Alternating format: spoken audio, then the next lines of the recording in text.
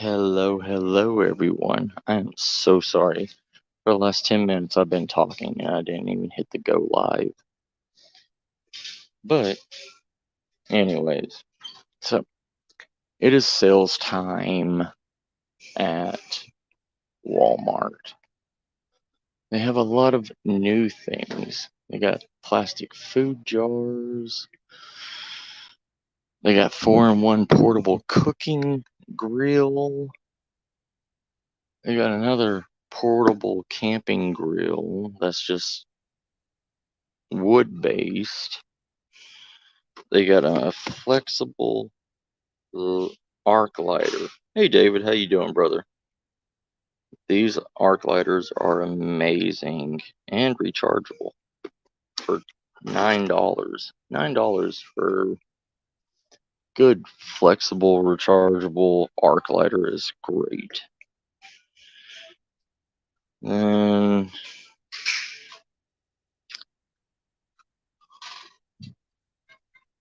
they have the Boy Scout mess kit for $7.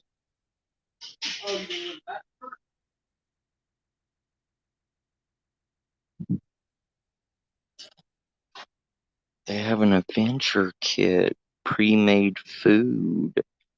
It's the Weekender. One granola with milk and blueberries, one breakfast skillet, 2 beef stroganoff with noodles, and 2 rice and chickens. $40 for that. $40 for 6 meals. $40 for 6 meals. You can get it cheaper going and making your own stuff. I'm glad to hear that, David, brother. Camillus just made a new Camtrax hatchet. It's a hatchet. It's got a saw in the handle of it and the hammer. It's $45 for it, though. I mean, oh yeah, brother. Yeah, it's crazy. 2-person, 72-hour waterproof survival kit. $64. Let's see what it says. It's 100 pieces. 2 emergency ponchos, 2 emergency blankets, 15 foot of paracord. Not even real military paracord. 5-in-1 tool whistle, a multi-blade tool knife, mini roll of duct tape, 20 purification tablets, 1 crank flashlight, 1 flashlight, 50 lumens, 20-hour runtime. It's got 3 days of food and water, so it's got 12 4-ounce water packs, 12 200-calorie food bars. This one actually has a flint in it. Flint, fire striker, and burn gel. That's actually not bad. I wonder if they've been hearing me. Then the rest of the 30 pieces is going to be your safety bandages and med kit. Then a dry bag with straps. But this actually has a flint in it, a flint and striker. I can't believe it. It's got one of these in it. This fire starter is $5. I would prefer them to put a magnesium bar in it, but whatever.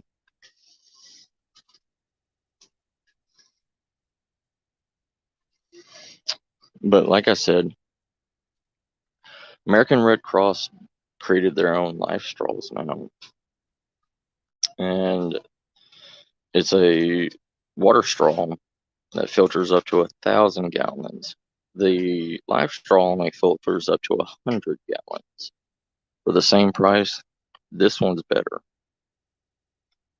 But you can always go with just the Mac Daddy of them all, the Sawyer Mini. It's filters up to, what does that say?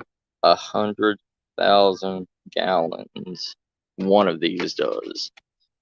But now Sawyer makes bottled water filtration, a water bottle that filters up to 100,000 gallons in just one thing. So all you need to do is throw one of these in your bag or carry it with you, and you have an automatic water filtration system on you in an emergency. You don't need to boil water. You don't need to do anything. Just scoop water up into this and drink it straight. Hey, Cassie, sis, how you doing? Hey, Luke, how you doing, brother? Hey, Tammy, sis. Hey, Bree, sis. But look, $20. $20 for a 32. $20 for a 32-ounce, 100,000 gallon Sawyer water bottle that you can carry with you anywhere. This is cheaper than the Sawyer Mini. All you grab these when you can. I mean, it's 32 ounces. Yes, it's plastic, but and the 24 ounce is $35.97. Somebody's not doing the math right on that. You're getting more water with the same filtration system as the other one. I guess it's because this is clear, like the Catadine water bottles, and this isn't clear. Hey, Eli, how you doing, brother? There you go, sis. I got you plasters. Hiking Buddy First Aid Kit. Cuts, scrapes, lacerations, bites, stings, allergies, nylon rope, and more for $8. See, there's hundreds and hundreds of different first aid kits that you can buy. There's no point in people getting hurt going out to locations or doing anything and not being able to pack a small little first aid kit with you. I mean, look at this. There's no sense in it.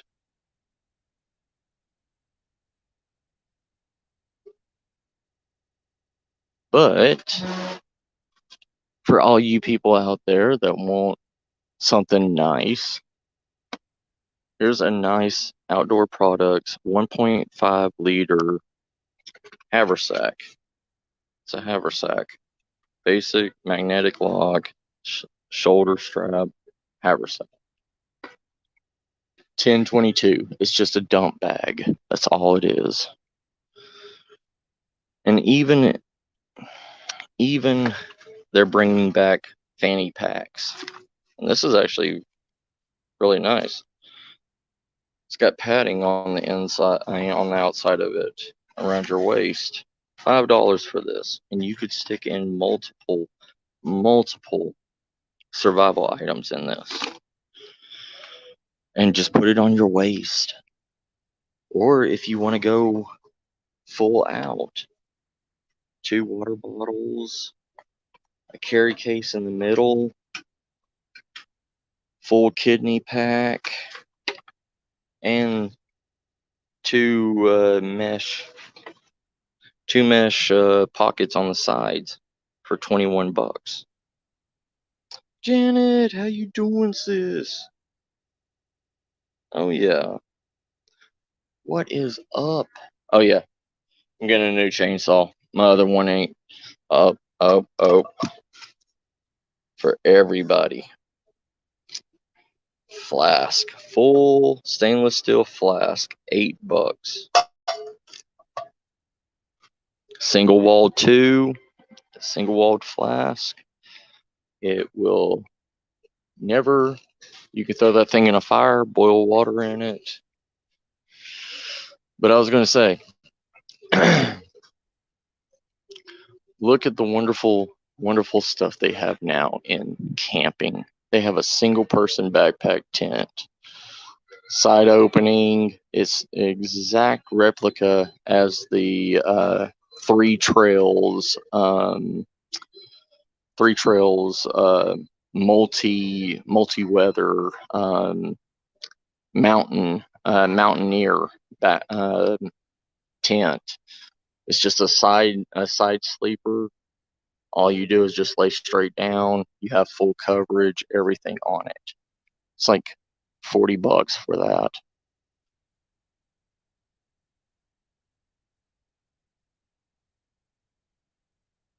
No, we're at Walmart. We're at Walmart today, Janet. But you can get a 7-person TP tent. I love these TP tents. I have one. But would you rather spend $32 on that one person or $130 on a 4-person Carlsbad Coleman fast pitch tent? You just drop it on the ground and it pops up. It's got darkroom technology. It blocks 90% of sunlight, reduces heat in the tent, all that good stuff. And get that 4-person one, or you could go with a 10-person dome tent for $154.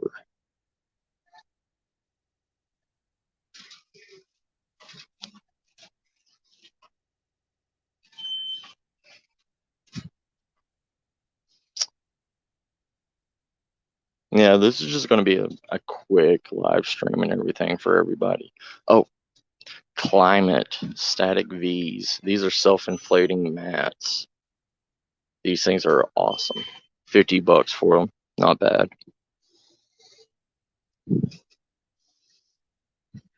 There's so much stuff going on sale.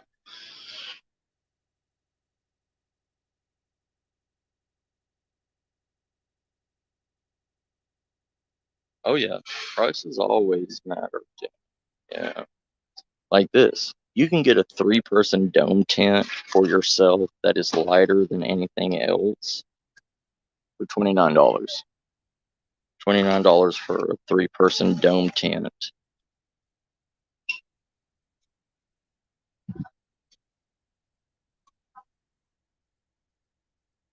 Get a hammock chair for 30.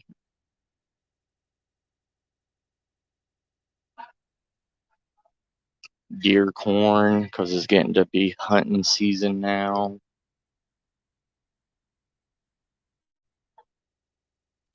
Look at the good old tarps. Nothing beats a good tarp. You spend just as much money for a tarp as you do for a tent. So that's up to you. I mean, a tarp can can stay around longer than a tent, but you can also rip through a tent quicker than you can a tarp. Oh yeah, tarps will always keep you dry. Let's go in here and see what they got for survival tools in the tool section. So, gloves. Gloves are always important. Yes.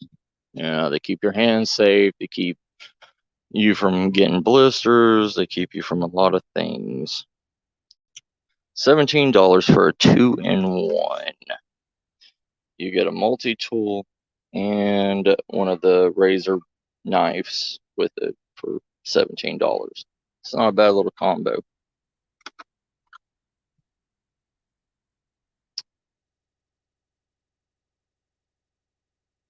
Got a 150 lumen headlamp for $7.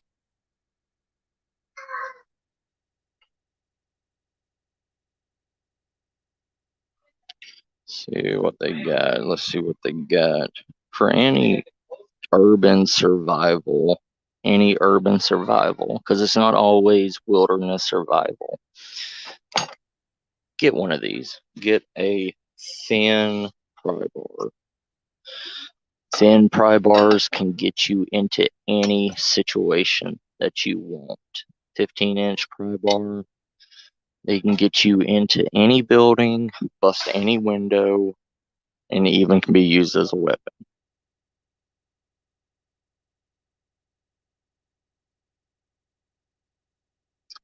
You can also get a 10-inch claw pry bar if you need it.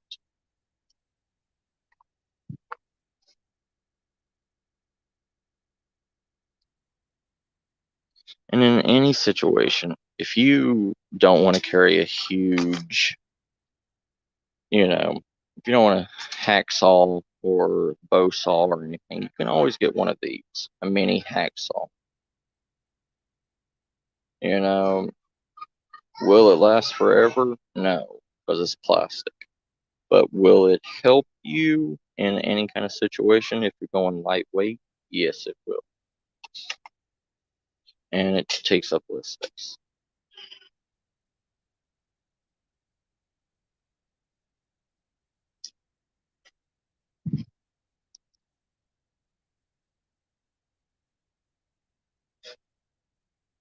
I got me a 18-inch chainsaw. That's what I really came in here for. Then I saw all the sales going on here at Walmart, so I wanted to let y'all know what's going on in the survival stuff.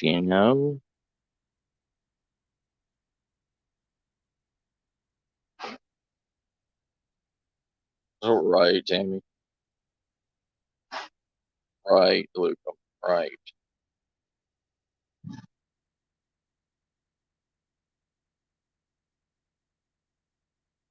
Yes, sir, Luke. Yes, sir, brother.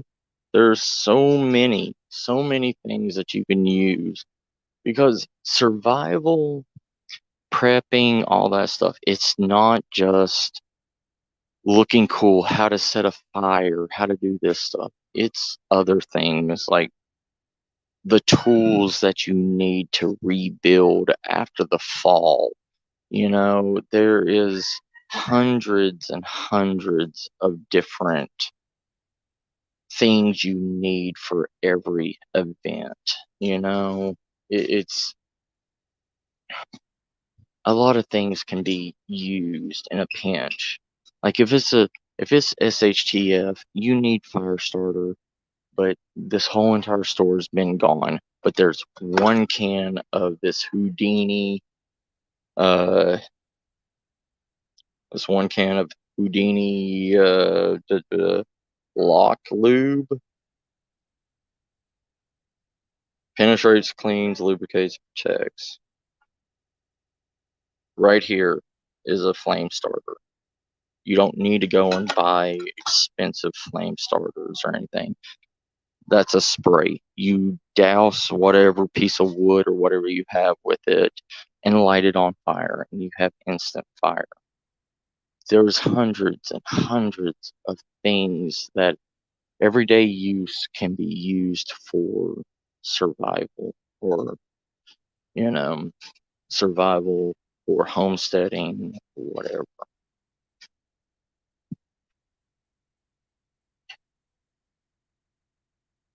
And see, don't be led astray, because here's a thing that people forget about. Brita, is it a water purifier? No. This is a what is it called? A chlorine thing. It does not protect you against the viruses or any kind of. It makes your tap water taste better. That's all it does. It doesn't purify. The same thing with zero. It doesn't clear, it doesn't purify pathogens, it doesn't take out sicknesses, it doesn't take out, a dead, the it these are just microbes. They only see, it says reduces more contaminants than Brita, but it doesn't filter 99.9%. It's only like 30%. If you need to use it as a backup, use it as a backup. But know what you're dealing with this stuff. I mean, water dispensers, stuff like that. Yeah, you're going to need this stuff. You're going to need things to hold water, but stock up on what's truly safe for you. Hey, Wally, how you doing, brother? Oh yeah, fire's everything. Fire protects you. Fire cooks your food. Fire boils your water, and it also keeps animals away. But you know, there. But if you carry something like that, that Sawyer mini water bottle, you don't have to worry about boiling water. Say you're in temperatures of 110-degree weather and you're boiling water to drink hot water. You don't want to do that. You don't want to increase your body temperature with boiling water and everything. That's a alternative to it, an alternative to purify your water. Yeah, Brita's great for tap water and everything, and even this stuff, after you boil your water and everything, get something like this, because plain water is going to get boring after a while. It's an infuser for your water afterwards. But I always tell people to just stick with, stick with your stick with your packets of water, you know.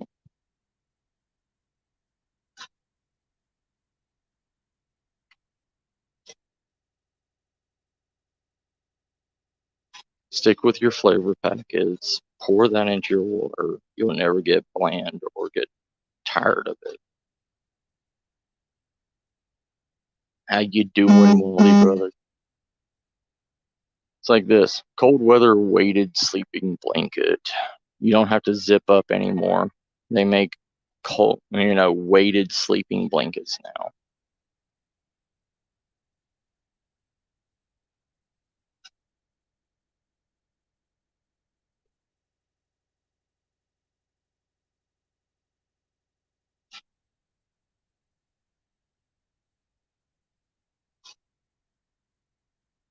Oh yeah, yeah. The only bad thing about Britas though, they clog too easy. Like I know even if you strain out your water and all that stuff, you even if you strain it out and uh,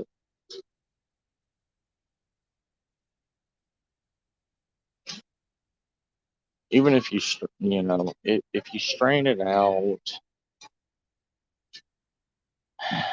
you still have dirt, you still have grime. Oh, sorry, sir. No problem. Are you running the register over here? Awesome.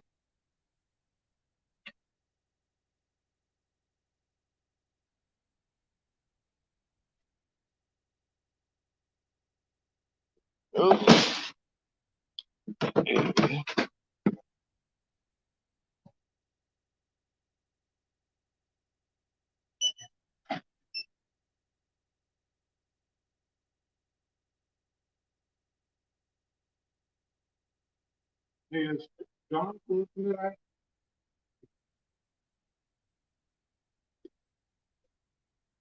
Because I don't think there's anybody over here. I'm off. So sometimes they might want to close it. I don't think Idris is here.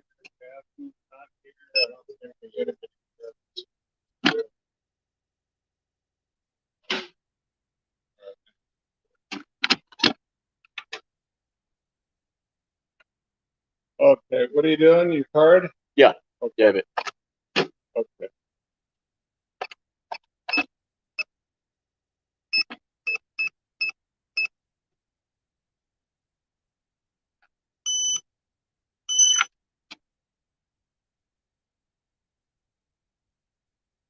Yeah, I need a bigger chainsaw.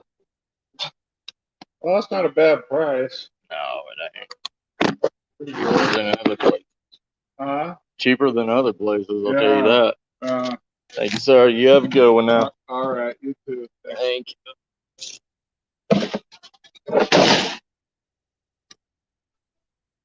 Oh, all right. Dave, how you doing, brother? Long time no see. Just bought me another chainsaw.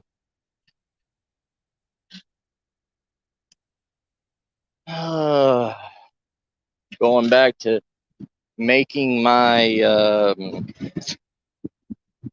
thank you. Building an A-frame on my land. So I've been playing with wood for the last couple of days.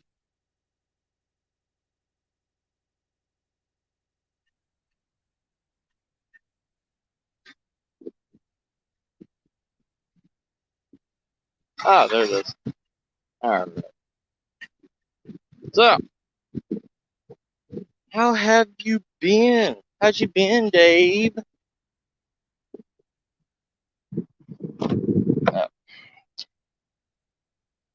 Oh.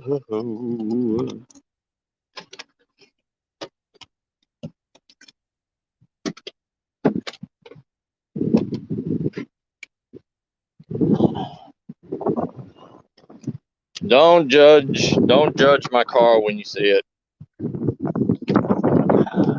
I got everything in here. I got my gas, now my chainsaw, my auger, got everything. Bought everything to start doing my A-frame build. Doing a 30 by 30 A-frame on the land with a 10-foot walk-around porch on the bottom of it on pier and beam. And oh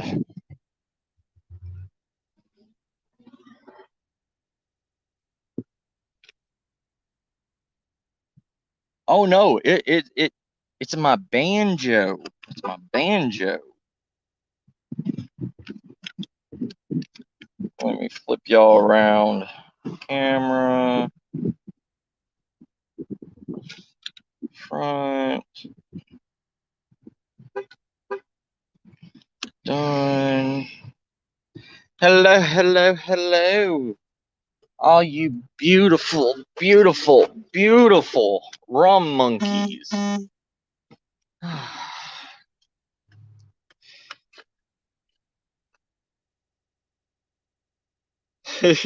How can you judge a prep vehicle? Right, Luke. Hey, Mark, how you doing?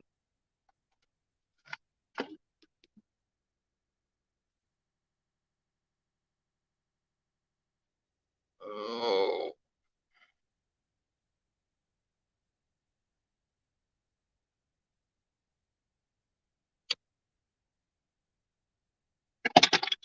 Anyways, so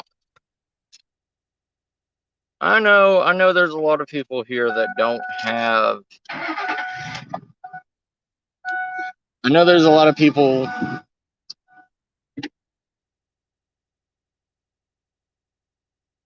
A lot of people here that don't have quote unquote Walmart, you know.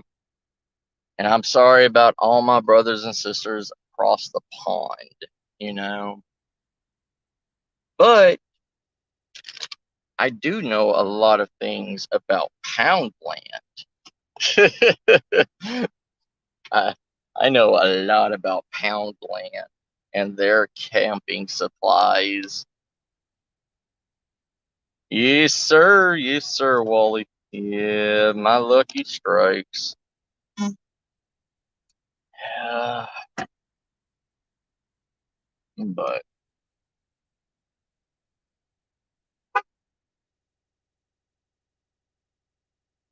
uh, probably don't see the dust on me, but yeah, I I did a YouTube short before I went live and everything, and showed all my process of my wood laying in my yard. Nice, David. Yeah. ASDA. Okay, Wally. Mark.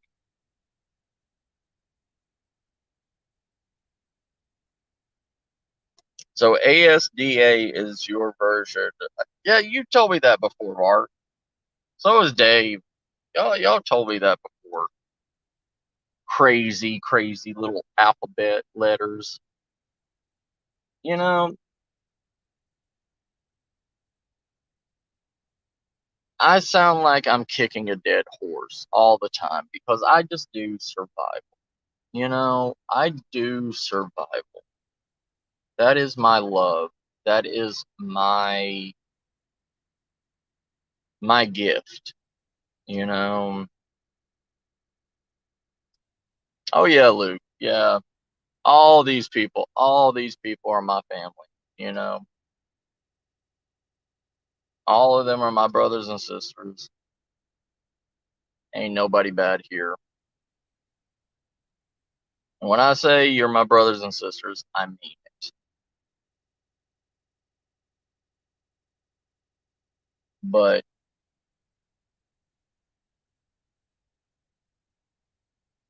the thing with survival, the thing with camping, it's just like anything else. It really is. Every year, new things come out. Every year, old models get destroyed or get put on clearance or whatever. Then there is the new stuff that comes in, and they raise the price of it because. All right, Luke, anytime, brother. We'll do one. We'll do one. But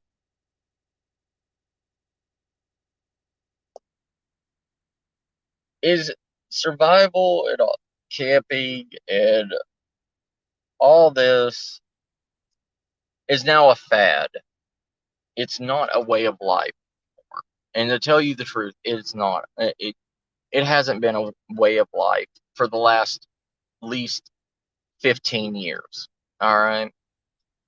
People, with all the things that's happened in the world, disasters and floods and earthquakes and just like the fire in California right now, you know.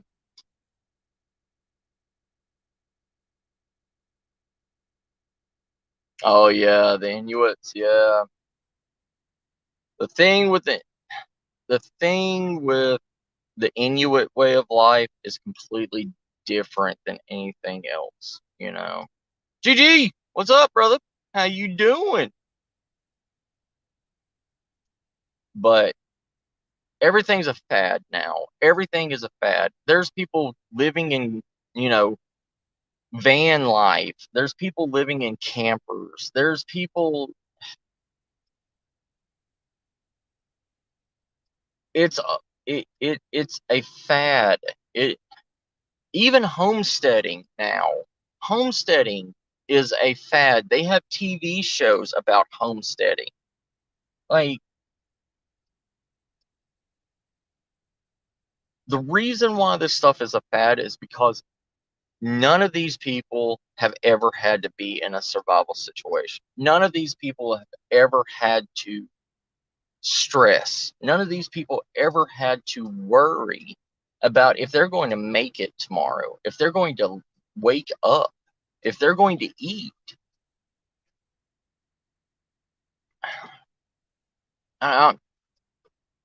It's hard to. That's why I go on survival bags and I tell people to carry this stuff and be prepared, because you never know when things are going to happen to you. You don't. You don't know if you're driving, say you're driving the back roads in a mountain countryside, and you're 30, 50 miles away from the nearest city. You flip your car or you run out of gas. What are you going to do? Are you going to trek 50 miles on your own?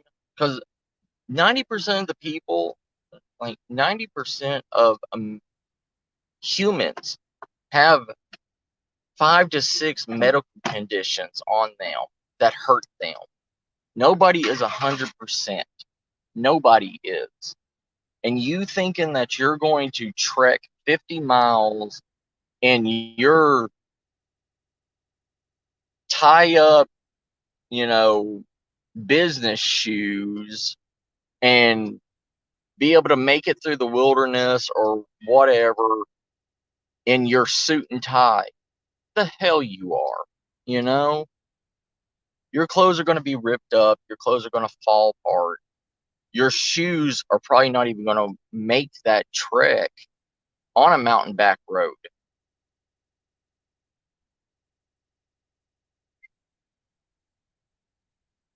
Yep. And that's another thing, Luke. Like here in Texas, if it snows here in Texas or something and you're in a back road, you'll only dig about maybe 2 feet before you hit bedrock, like in central Texas. Nobody is 100%. Nobody. And another thing is fear. People don't understand fear. True, real fear that will freeze you up. If you come to a situation where, oh my God, I am fucked. It's like a situation saying 6 guys come up to you. It's one of those fear moments. You're in the woods now. There ain't no cops coming to you. You ain't got no cell phone signal. What the hell are you going to do? You're going to be a part of deliverance unless you know how to get out of that situation. Unless you say, fuck it, leave everything that I have and just grab what is beside me. What is beside me? I got a knife. What is beside me? I got a water bottle. What is beside me? I even have air freshener for my car because I smoke in it. So, here's the thing. This is going to be mace. I'm going to mace those motherfuckers and make them smell good. And I have a fire kit with me. All of it. And then, what else is beside me? I have a backpack. It's a sling bag, but it's easy enough to throw all that stuff in it and go. Yeah, you're going to be a part of deliverance, right, Dave?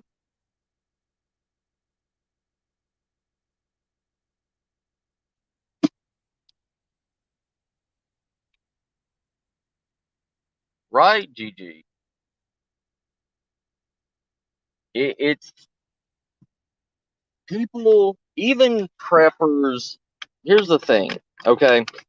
Preppers, survivalists, homesteaders, we prepare for this stuff.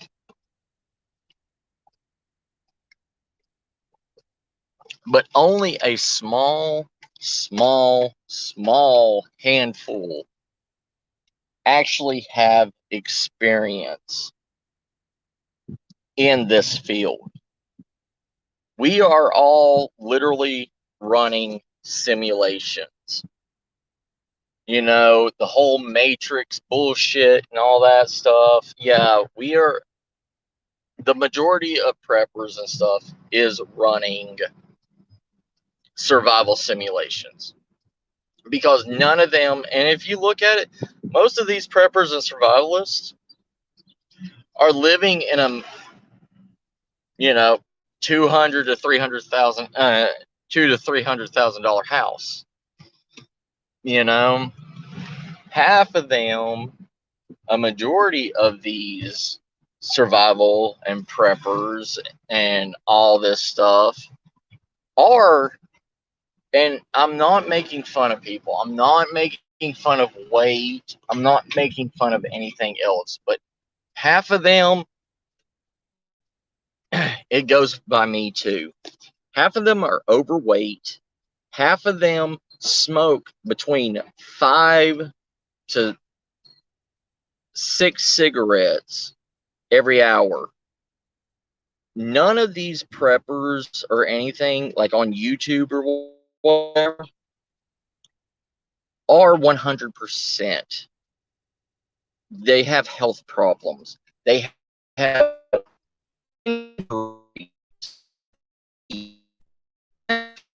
me because I went a ghost hunt, broke my fucking knee, and had to have reconstruction surgery on it. All right. The best handgun to have, Gorilla. I mean, I don't go by brands or anything. I go by size, by caliber. Okay. Oh yeah, yeah, Dave. Yes, yes. Real world, always. The one handgun in any kind of survival situation that you're going to be able to get more ammunition for is going to be a 9mm or a 22. Most people, the majority of everybody has a 9mm. So if SHTF happens, the 9mm ammo will be highly sought after because it is a abundance of ammo to that. But if you get a 22, most people only believe 22s are for 22 rifles. There is 22 caliber handguns, and most people go for bang over efficiency. 22s can shoot farther, and when they hit something, it doesn't just go through like a 9mm will. 22 will bounce around inside of that person and literally destroy the inside organs. You may shoot them in the leg and it will come out from their clavicle. You may shoot them in the chest and it will come out their ass. Like seriously, because it's meant to ricochet in the body. There used to be a 32 caliber. Yeah, 32, I believe it was. It was a little bit slightly bigger than a 22 caliber, but that ammo was never bought. A lot of people did not buy that handgun ammo, so they stopped making it. But you can, or a shotgun. Go with a shotgun, because you can always reuse the shotgun shell casings. You can remake your ammo. You can. You have an abundance of shotgun shells. Yes. Boom. Right there. Dave knows his guns. He knows his guns better than I do. He has that information.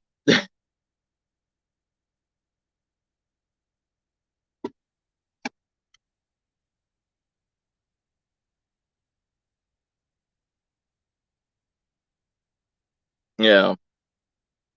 It's always, and it the best multi-purpose shotgun that you can buy is called a mule shotgun. It's a single case shotgun that you crack open and you hand load. I have a kit where you can put in barrel linings into the shotgun, and you can fire anything from a 22 caliber bullet from that shotgun to a 45 round to a 30-06 round. That little kit itself, my Miss Star, she won it at a survivalist giveaway that we went to, and she won it in the giveaway. And that thing's like $1,000 for that. Yeah, Sabbats. Yeah,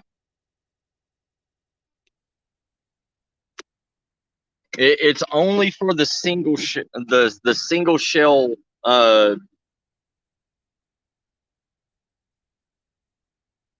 Yeah, slugs. Yep.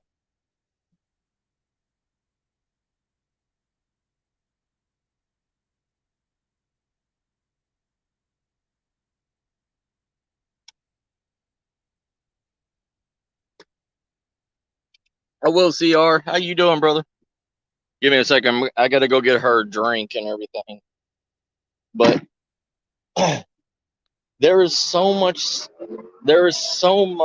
in survival, so much in SHTF that you need to learn that is not just basic crap.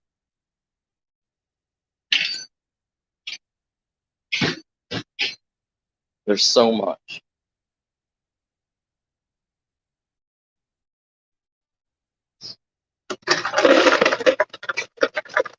Un momento.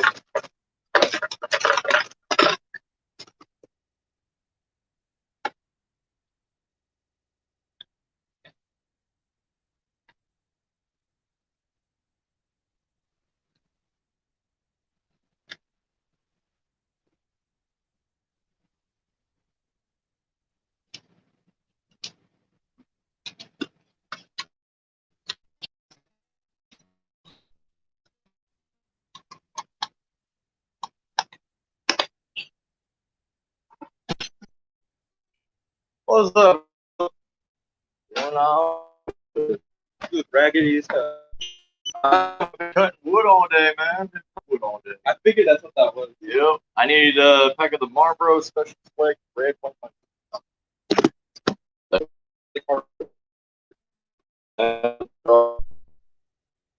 4,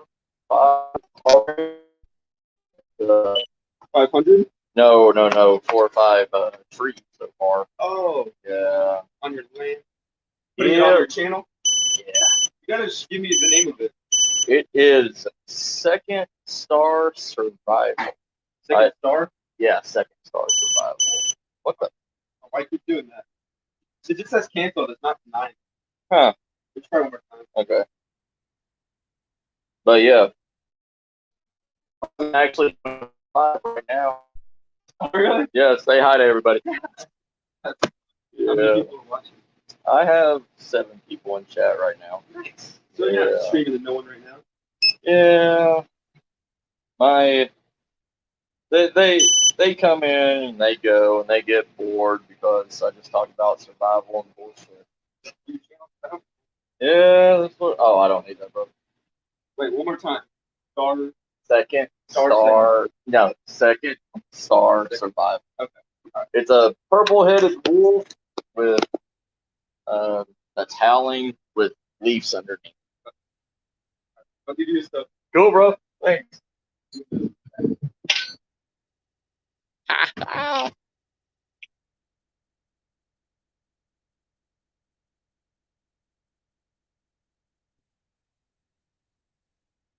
Hey, Wolf, how you doing, brother?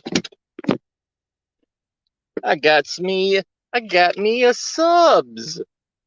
Got me a subs.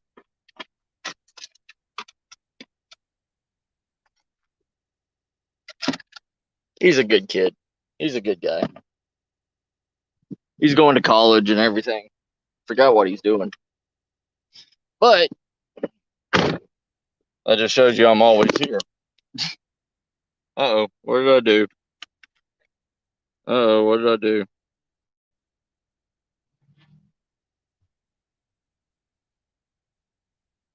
Who all else came in here that I missed?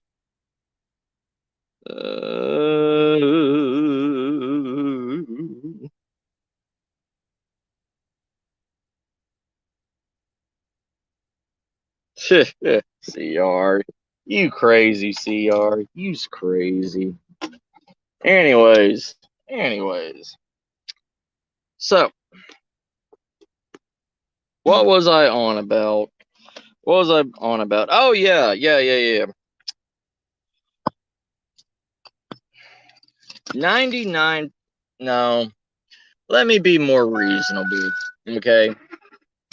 About 70% of survivalists and homesteaders and preppers and all this stuff, about 70% of them are going to die. Seriously. Just like me. I'm going to tell y'all right now, I will die in SHTF because I will last probably about 2 years because I need insulin to survive. I am a type 1 diabetic. And I cannot stockpile insulin. Yes, always a cheery chat, Dave. You know me. How long have we known each other, big bro? But hey, Sarah, how you doing, sis? But the thing is most of these, I'm better than anybody else. I am this. I am that. They're going to die. They are. Most of these preppers that's going to be sitting back, trying to eat, trying to survive on MRE after MRE after MR fucking E because everybody else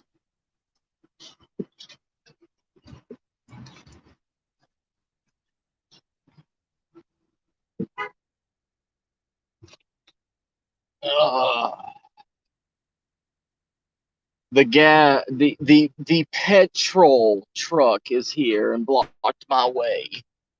Anyways, but you know, even me, I'm going to die. I will die. But what I have done, I have made on my land for Miss Star and everybody else that I will accept into my compound, they will live. They will do it. They can survive. But me, no. I'm going to die because ain't nobody here going to be able to create the life force that I need to survive. I don't even know. I mean, there is a survival forum that I went on and everything, and a biologist created a formula on there to be able to process drawn out insulin from a pancreas of a cow or a pig and be able to give the chemical compounds and the freaking chemicals that I need to obtain to be able to create insulin. But even if I can obtain that,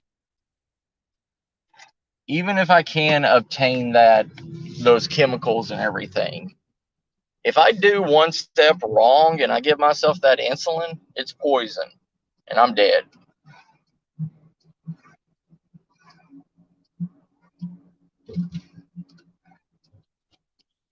See, that's another thing. There is a lot of wild edibles. There's over 100 wild edibles in your backyard that you can harvest and eat. But the thing is if you don't know how to ration, if you don't know how to survive on a smaller and smaller and smaller diet, there won't be enough wild edibles to to feed every individual. It's not. People, look at morel mushrooms. Okay, there's only literally a 3-week span to harvest morel mushrooms. All right, and if you don't get there and you don't harvest it, and you got to compete with another 100 people to get those morel mushrooms, it's better shooting somebody and cutting them up and eating them than trying to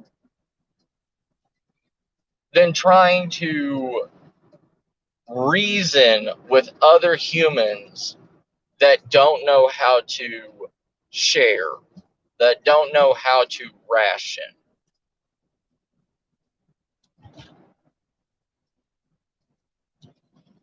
Ron's on now.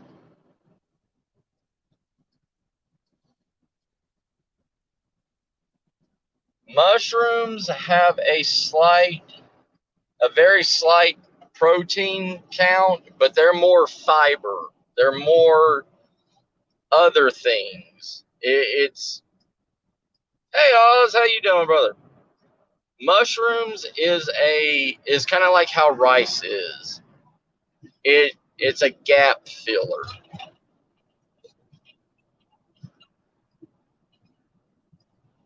Yeah.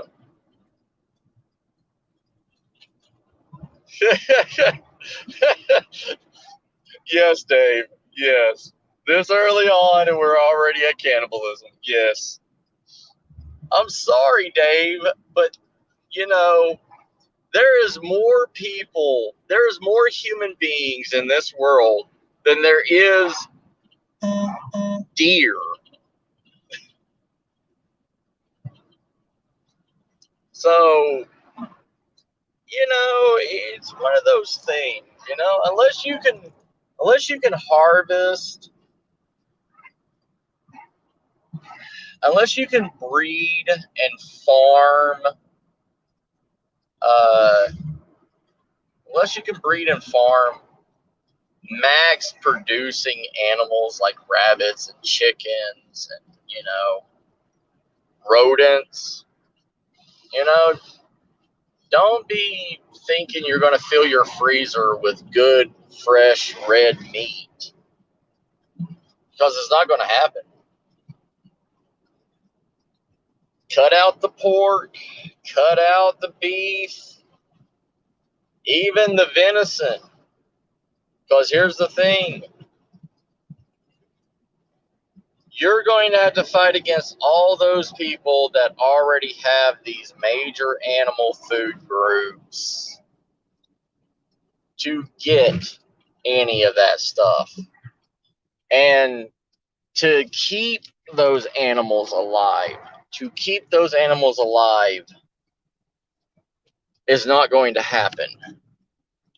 Because, for one, in SHTF, it's going to be hard to grow wheat and hay and all this other stuff.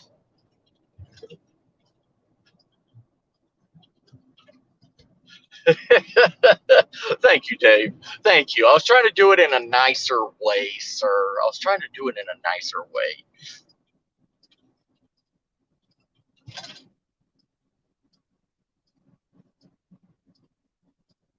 Oh, yeah. Oh, yeah. Pinto beans, they do have a lot of protein and a lot of fiber and everything. But the bad thing about pinto beans and stuff is, the bad thing about a lot of food if you're going to be a survivalist and you're going to be a prepper and everything, people tell you to stock up on beans and rice and honey and, you know, all the other life force foods out there, you know. But here's the thing, nobody tells you to stock up on seasonings, okay? Seasonings is what makes you eat.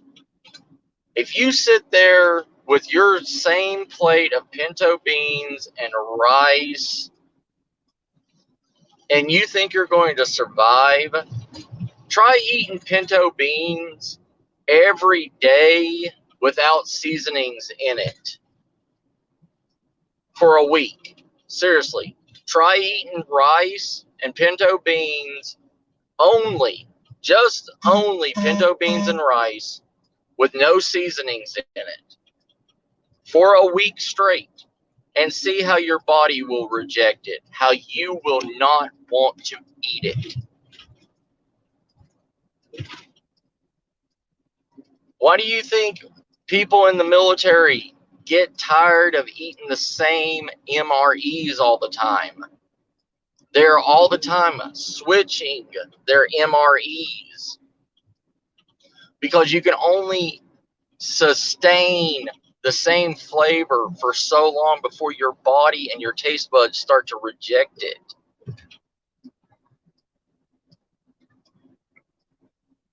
Hey, Lynn, sis, how you doing? Right, right, Oz. I mean,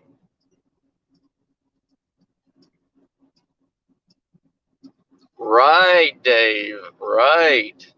Because everything tastes like shit without seasonings.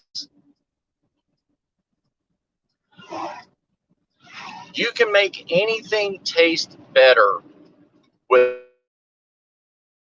salt, pepper, garlic, and onions. You can make anything and everything taste better. But even then, after a long period of eating that same flavor, your body will reject that flavor also. Your taste buds will reject that flavor.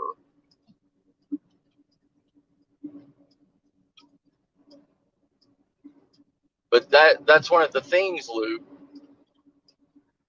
Most people that are preppers and survivalists and homesteaders, they stock up on all this canned food and MREs.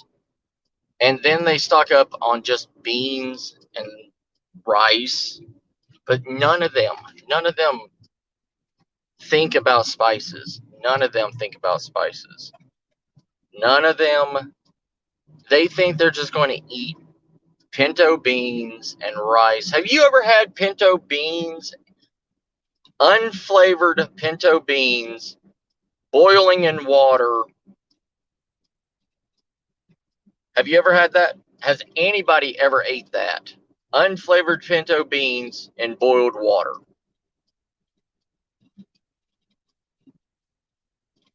Yeah.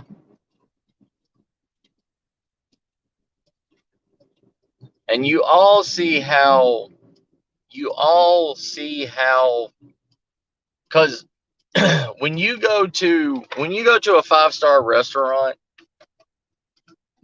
are they just going to give you just the bare minimum of anything? No. They make it flavorful for you to want that food.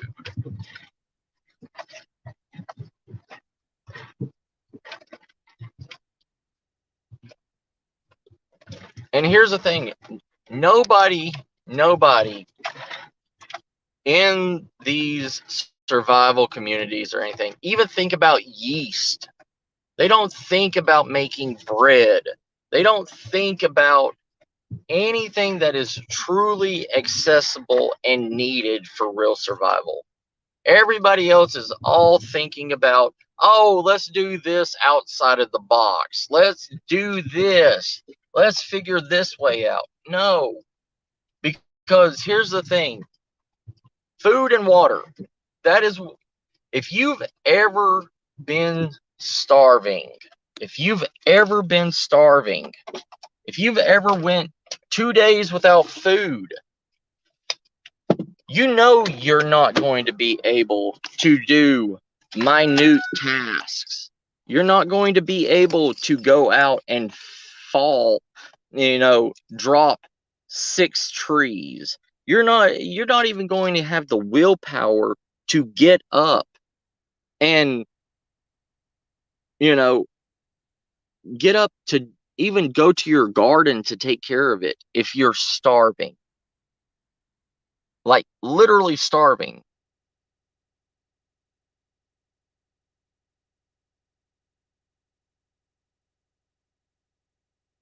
Yeah, I I know, Oz. That's what I'm trying to say. That's what I'm trying to tell people.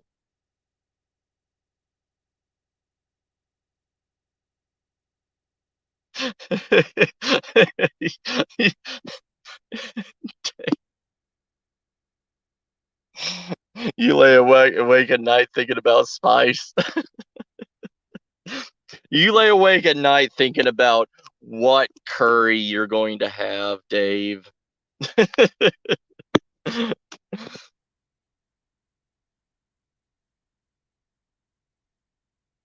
Yeah, everything.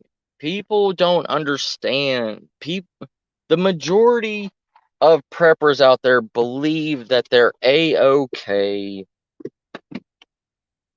that they are going to survive, that they are the bastion of hope and intelligence and savior of mankind with their fucking bullshit information.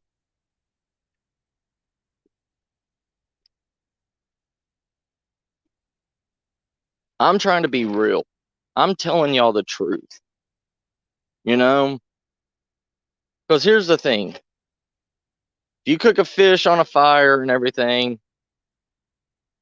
yeah, there's ways of wrapping it if you're in the right location to preserve it, to have it. There is, you can wrap it in cactus leaves. You can cook it in agave leaves. You can do a lot of things to it if you have that stuff. CR, do you have agave leaves or cacti up in Canada?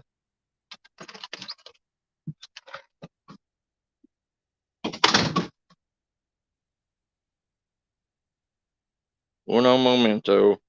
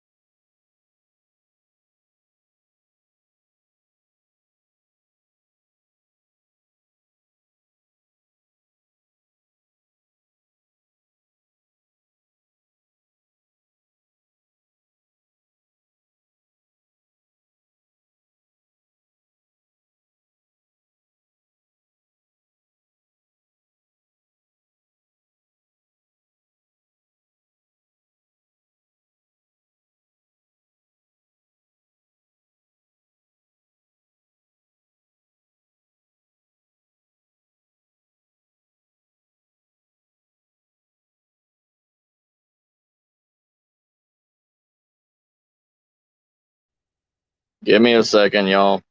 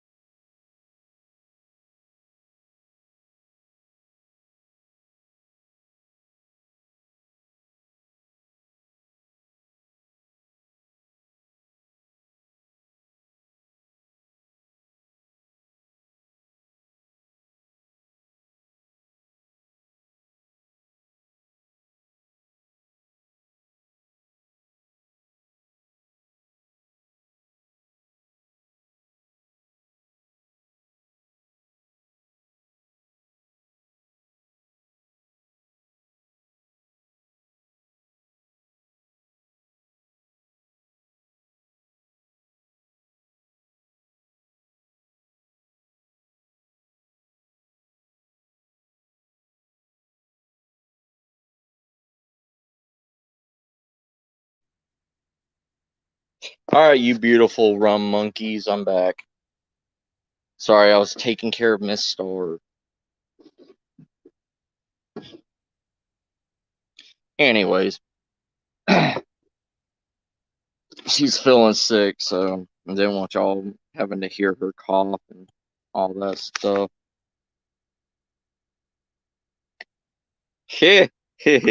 I'm always playing with wood. Always.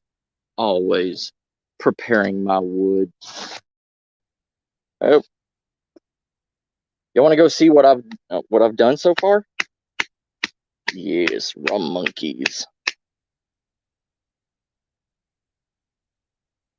I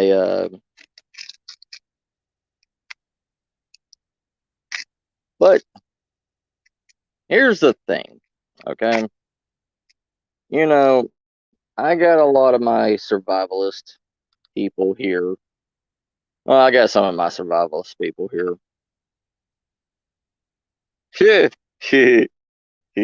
Mead monkey. Double M. But here's the thing. You know, like I told you, half of us survivalists and everything, we smoke. All right? We're going to die. We're not going to be the Walking Dead or whatever that else hell TV show you fantasize about.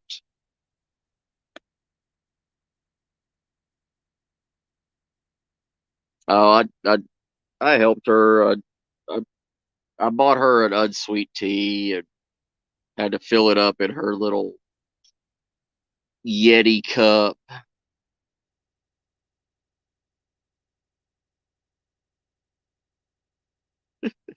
I, I, Dave, you are, Dave, Dave. Hold on. This is what I think about you, Dave, sir. This is what I think about you. This is what I think about you, Davy, Davy Jones, Davy Jones, Davy Jones. Here you go, Davy Jones. This is only for Darius Lives, okay? Nobody else get up here. Because I haven't seen my big brother in a long time. We haven't talked in a long time. So, Dave, that's what I think about you, sir. You.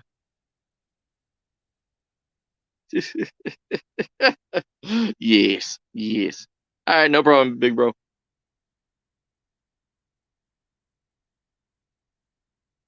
But, you know, a lot of people in survivalism, a lot of people in homesteading, a lot of people in prepping, they, I know there's a slight few. There's a small handful of us that are realists. There is. Um, but the majority of us, oh, you will see our brother. You will. But a majority of us believe in the happy ending bullshit. They believe everything's going to be a-okay.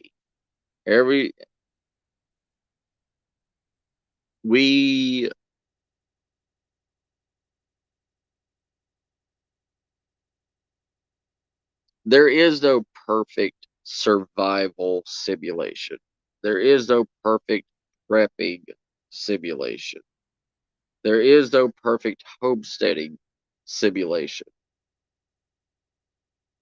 Right now, everybody can do whatever the fuck they want because we have jobs, we have money, we don't have turmoil. We can go to the grocery store and buy our stocks. We can go to Amazon and have a shitload of MREs delivered to us. Right now, we can. But here's the thing. With us living these delusional dreams and everything, that is going to hinder everybody that is a prepper or survivalist or whatever, because we have gotten so used to stockpiling, becoming hoarders. We are hoarders. It doesn't matter what aspect you believe. We are hoarders. We are hoarding food. We are hoarding medicine. We are hoarding water. We are hoarding every other God-forsaken item out there.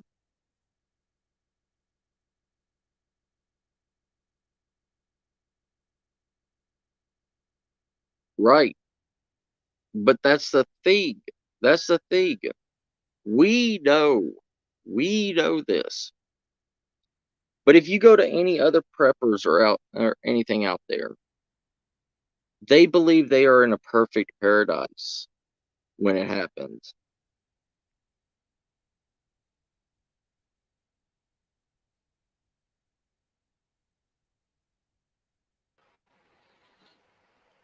Hey, brother. Hello. Long time no see. Yes. How are you doing? Look at my name, Matthew. Read it and weep. I love it. What do you think about that? Yes. Yes. Everybody's gonna die. We're all gonna die, everybody. Don't even bother trying. Yes.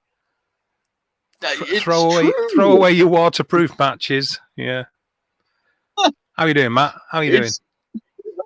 I'm doing good, brother. How about you? It's been so long. I'm so happy to see you. Yeah. I'm doing okay, Matt. Yeah. Yeah. I'm living the dream. Are you? No.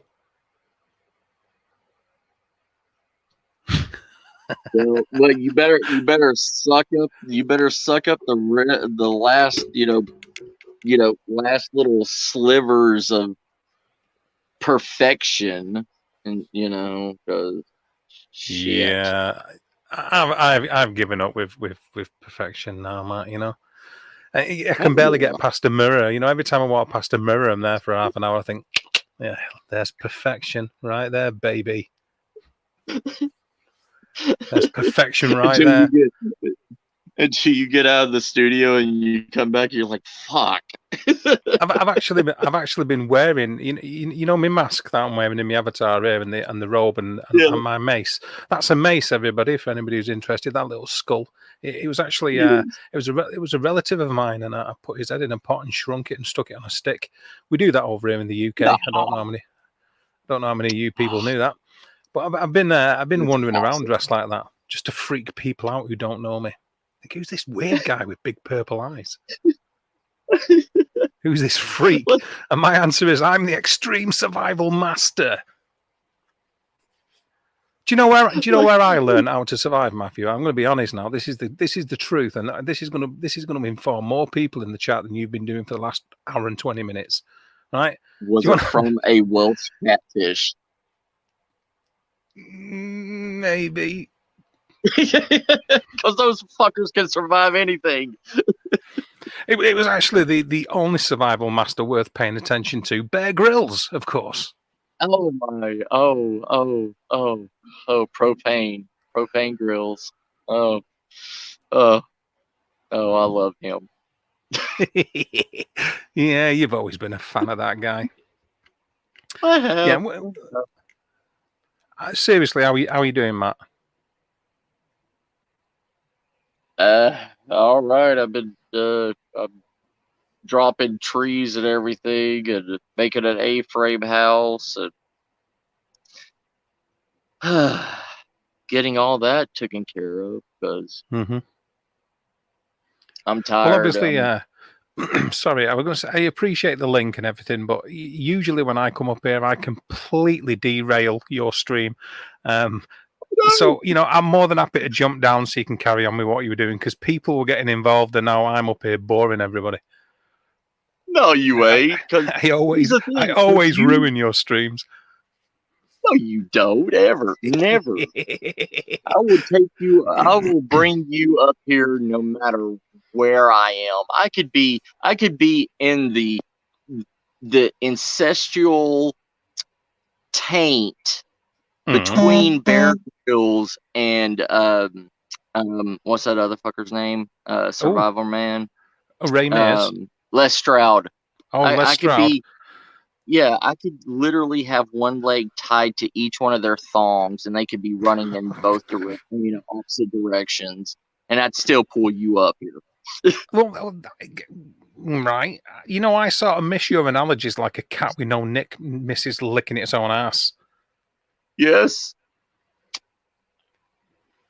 That's fine. I have 4 cats that do that. Yeah, I had to run out. I had to, run out of cats and have to resort to licking my own ass, unfortunately. But that sounds like a great live stream. Just 24-hour live stream of a cat licking its own ass. I don't do live streams anymore, Matt. I've moved into the real world. I know. Yeah, I linger around inside shopping centres, just staring at people. That's a load of fun for freaking people out. That is, especially if you bow your head. Do you remember that guy? Was he called Private Pile in Full Metal Jacket when he's got his head bowed and he's looking from under his eyebrows? If you sort of like stare, you have your hands down at your side and sort of like bow your head so you're looking from under your eyebrows and just stare at people. Normally stand near the frozen section, and every now and then, not too often because you don't want to like take away the impacts of it, but every now and then just go, I like you, and something like that. Don't do it too often because it loses its impact.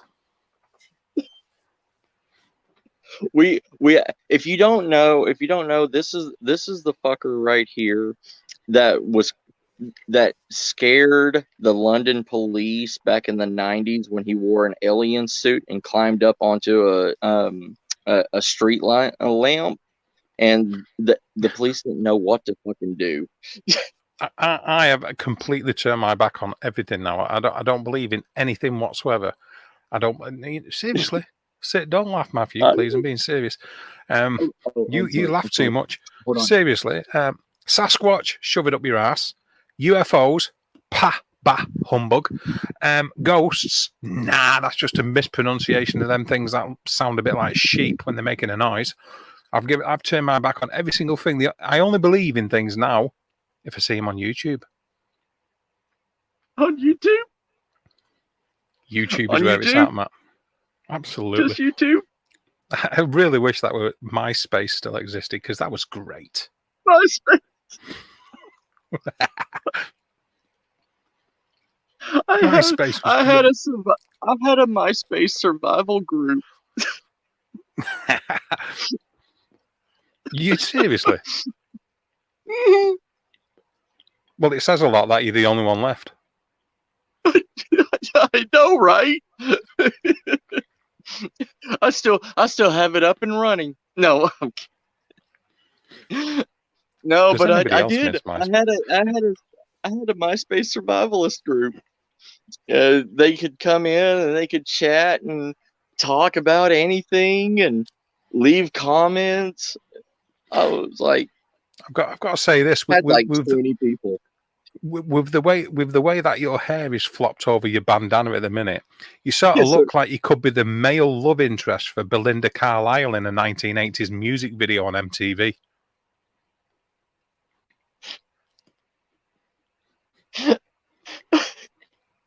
I was going for more of the oh shit, what's her name that duetted with Ozzy in the 80s? Damn, what's her name? Did anybody survive duetting with Ozzy in the 80s? Seriously? Yeah, I don't think her music career ended. Lasted very long after that duet with Ozzy. Hey, now that we mention Ozzy Osbourne, it's come to my attention that you fuckers have sent him back. Yes, we did. We tried. You've had enough of Ozzy Osbourne. You've sent him back to the UK. Well, thanks for that. Always. Just for you, Dave.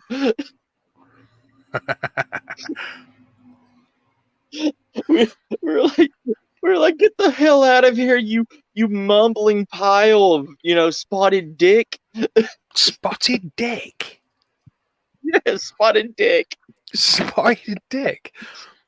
If any of my if there are any fellow Brits in the side chat, Brits. Yeah, I'm sure you've got more colourful names for us, and probably other people in the side chat have got more colourful names for us. But I'm going to stick with Brits now, just to keep it civil. If there is any other Brits in the side chat who can like forward this information, do people from Birmingham eat spotted dick?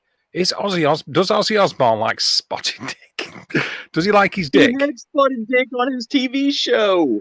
Really? Yeah, he did. He's supposed to be the Prince of Darkness. Yeah, it's supposed to be. But Jesus the one that gnawed a head off of a real bat. What was his excuse? I thought it was a prop. It's like, yeah, of course you did. Yeah. I thought it was a prop bat. Crunch. I thought it was a prop. He's like, yes, of course you did, John. Because his name's John, by the way. Oh yeah. I didn't want to just normalize him. I don't think anybody could normalize Ozzy Osbourne. That right? I mean, I went to an Ozfest. I went to Ozfest in like 2017. Okay, and I don't know what he was doing, but he was like walking around on the stage, mumbling, I don't know what, into the microphone. And people were just like looking at each other like, what the hell? And then all of a sudden the music started playing, and then we could understand what he was saying. Yep. That's an Ozzy Osbourne gig. Absolutely an Ozzy Osbourne gig. Yep. All he does is walk around and mumble, though. That shouldn't have come as like too much of a shock to you, really, should it? It did for me, because I thought it was just an act. I thought he could at least, say some words. Oh no, he's the real deal, Ozzy. He's the real deal, yeah. We're going. Okay, that's it. During SHTF, I am going to make sure Ozzy Osbourne has a megaphone and stands at the top of a tower, and he's our alarm system. We're going to give him a script to read. Yeah. It's just going to be Ozzy Osbourne in a megaphone, just like mumbling. Everybody will die because they won't have a clue what's being said clearly. The only musician that would like survive in like I don't know, say a zombie apocalypse or an absolute complete and unavoidable Yeah, I'll go with the zombie holocaust. He's Bill Wyman, isn't it? Out of the Rolling Stones, really, because he's been alive since like God's dog was a puppy. That fucker. He's like a, you know, I'm sure he gave birth to a T-Rex. I thought he was the one that created the Earth. Yeah, I mean, let me tell you that Bill Wyman fella, you know. Yeah, he's got. I think he's got a face like an elephant's ball sack, wasn't he? that many wrinkles in his face. An elephant, either an elephant or a very old chimpanzees. Oh, you've always been cultural, haven't you, Matt? with your little chimpanzee statement there, you've always been a culture addict. Yes, I have, sir. Hey, Deanna, how you doing, sis? But you know, when has survivalism and all this stuff became a mainstream media outlet? I mean, technically, didn't the UK get rid of like the traveling gypsies that used to live in caravans and all that stuff because it was a bad look to the British, way of life? Well, the traveling community is still alive and well in the UK, but there were rules that yeah, absolutely, yeah. There were rules that sort of protected them from being moved on. However, it's only recently, within the last 2 weeks or so, that new laws have came in so that they can be shoved along, moved out of the way. Because if they set up with all their caravans and all the paraphernalia that they drag with them on any piece of land, they could be there for 6 months or more before you could shift them again, you know. But in many places, travelers, gypsies, Romanies, whatever, they have semi-permanent sites now, which are like a bit like trailer parks, if you like, where they oh yeah, absolutely, yeah. We're not allowed to be embarrassed of them anymore due to political correctness anymore now, Matt. We've got to be more tolerant of that kind of thing, you know. So even the British have rednecks. Okay, I got this. Absolutely, we invented rednecks. What are you talking about? we invented rednecks. They're called Yorkshiremen. We invented rednecks. Gotcha.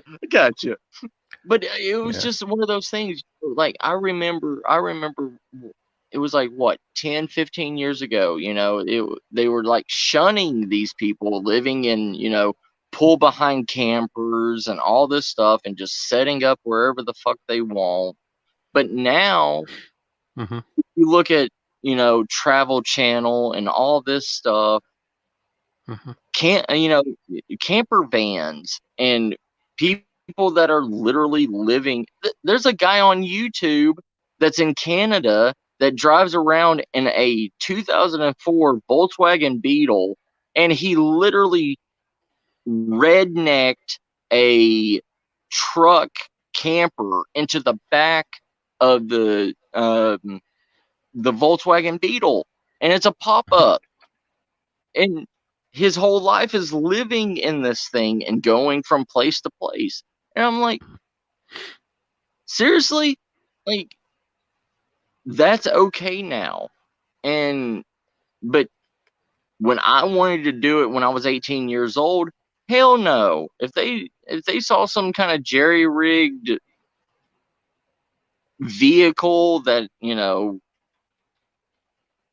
you weren't allowed in that state, because they knew you were going to be sleeping at a rest stop or Walmart or whatever, but now it's okay.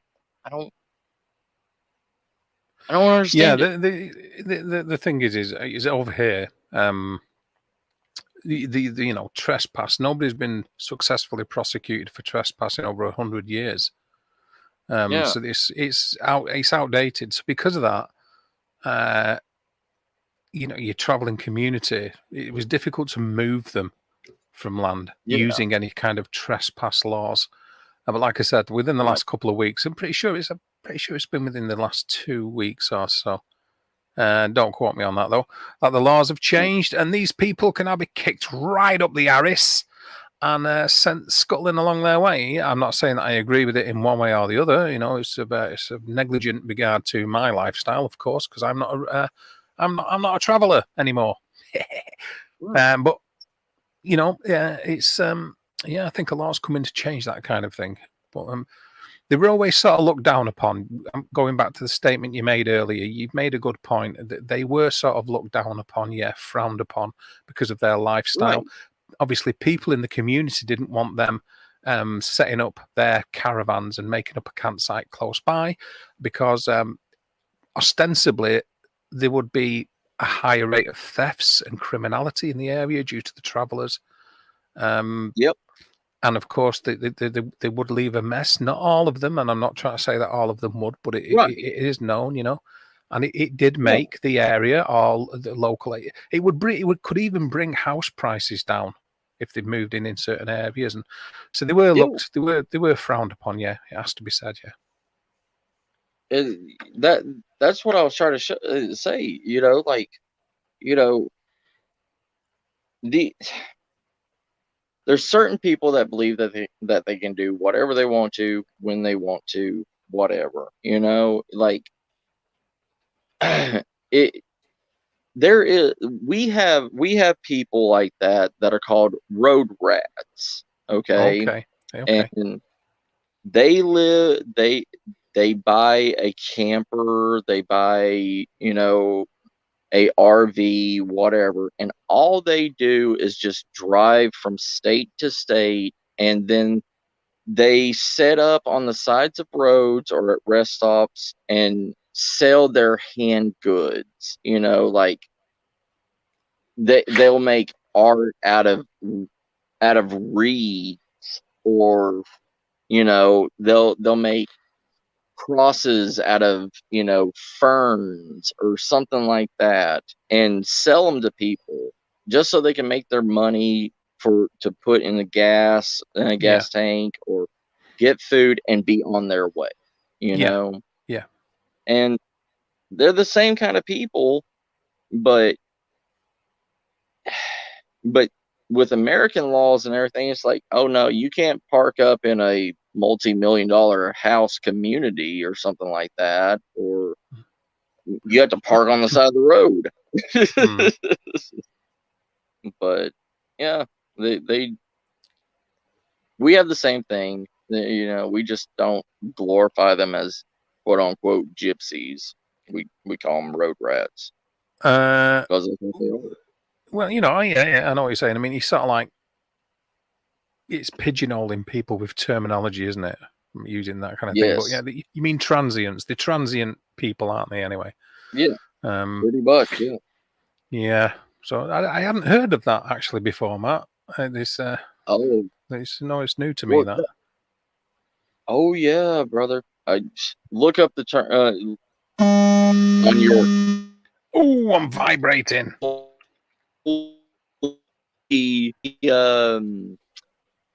The Holy Gospel YouTube. Yeah, just type in road rat communities and you'll see them. I don't know if I want to see them now. You know, I sound like a little bit nervous staring at these like. Oh, it's hey Sammy, hey Sarah, hey Amber, hey Terry. Sorry, I just looked at chat. Sorry. Yeah, I've not paid attention to that for ages. So well, I've missed everybody, haven't I? Basically. So hey, hello, everybody. How are you doing? Hi. Sorry about that. I've got the StreamYard screen up because my computer has been a complete pain in the thing. Dick. Yeah, all right. We'll go with that. If in doubt, get your dick out. If in doubt, get your dick out. Yes, and swing it about. I need to just change my name. So you've got to bear with me, Matt. Sure, no problem. I got this. But this is the thing. All of that idealism, living in RVs, going around, you know, So you're not paying taxes. It's understandable in today's standards now because of the way society has crippled a lot of people's lifestyle, especially with the epidemic that happened, people,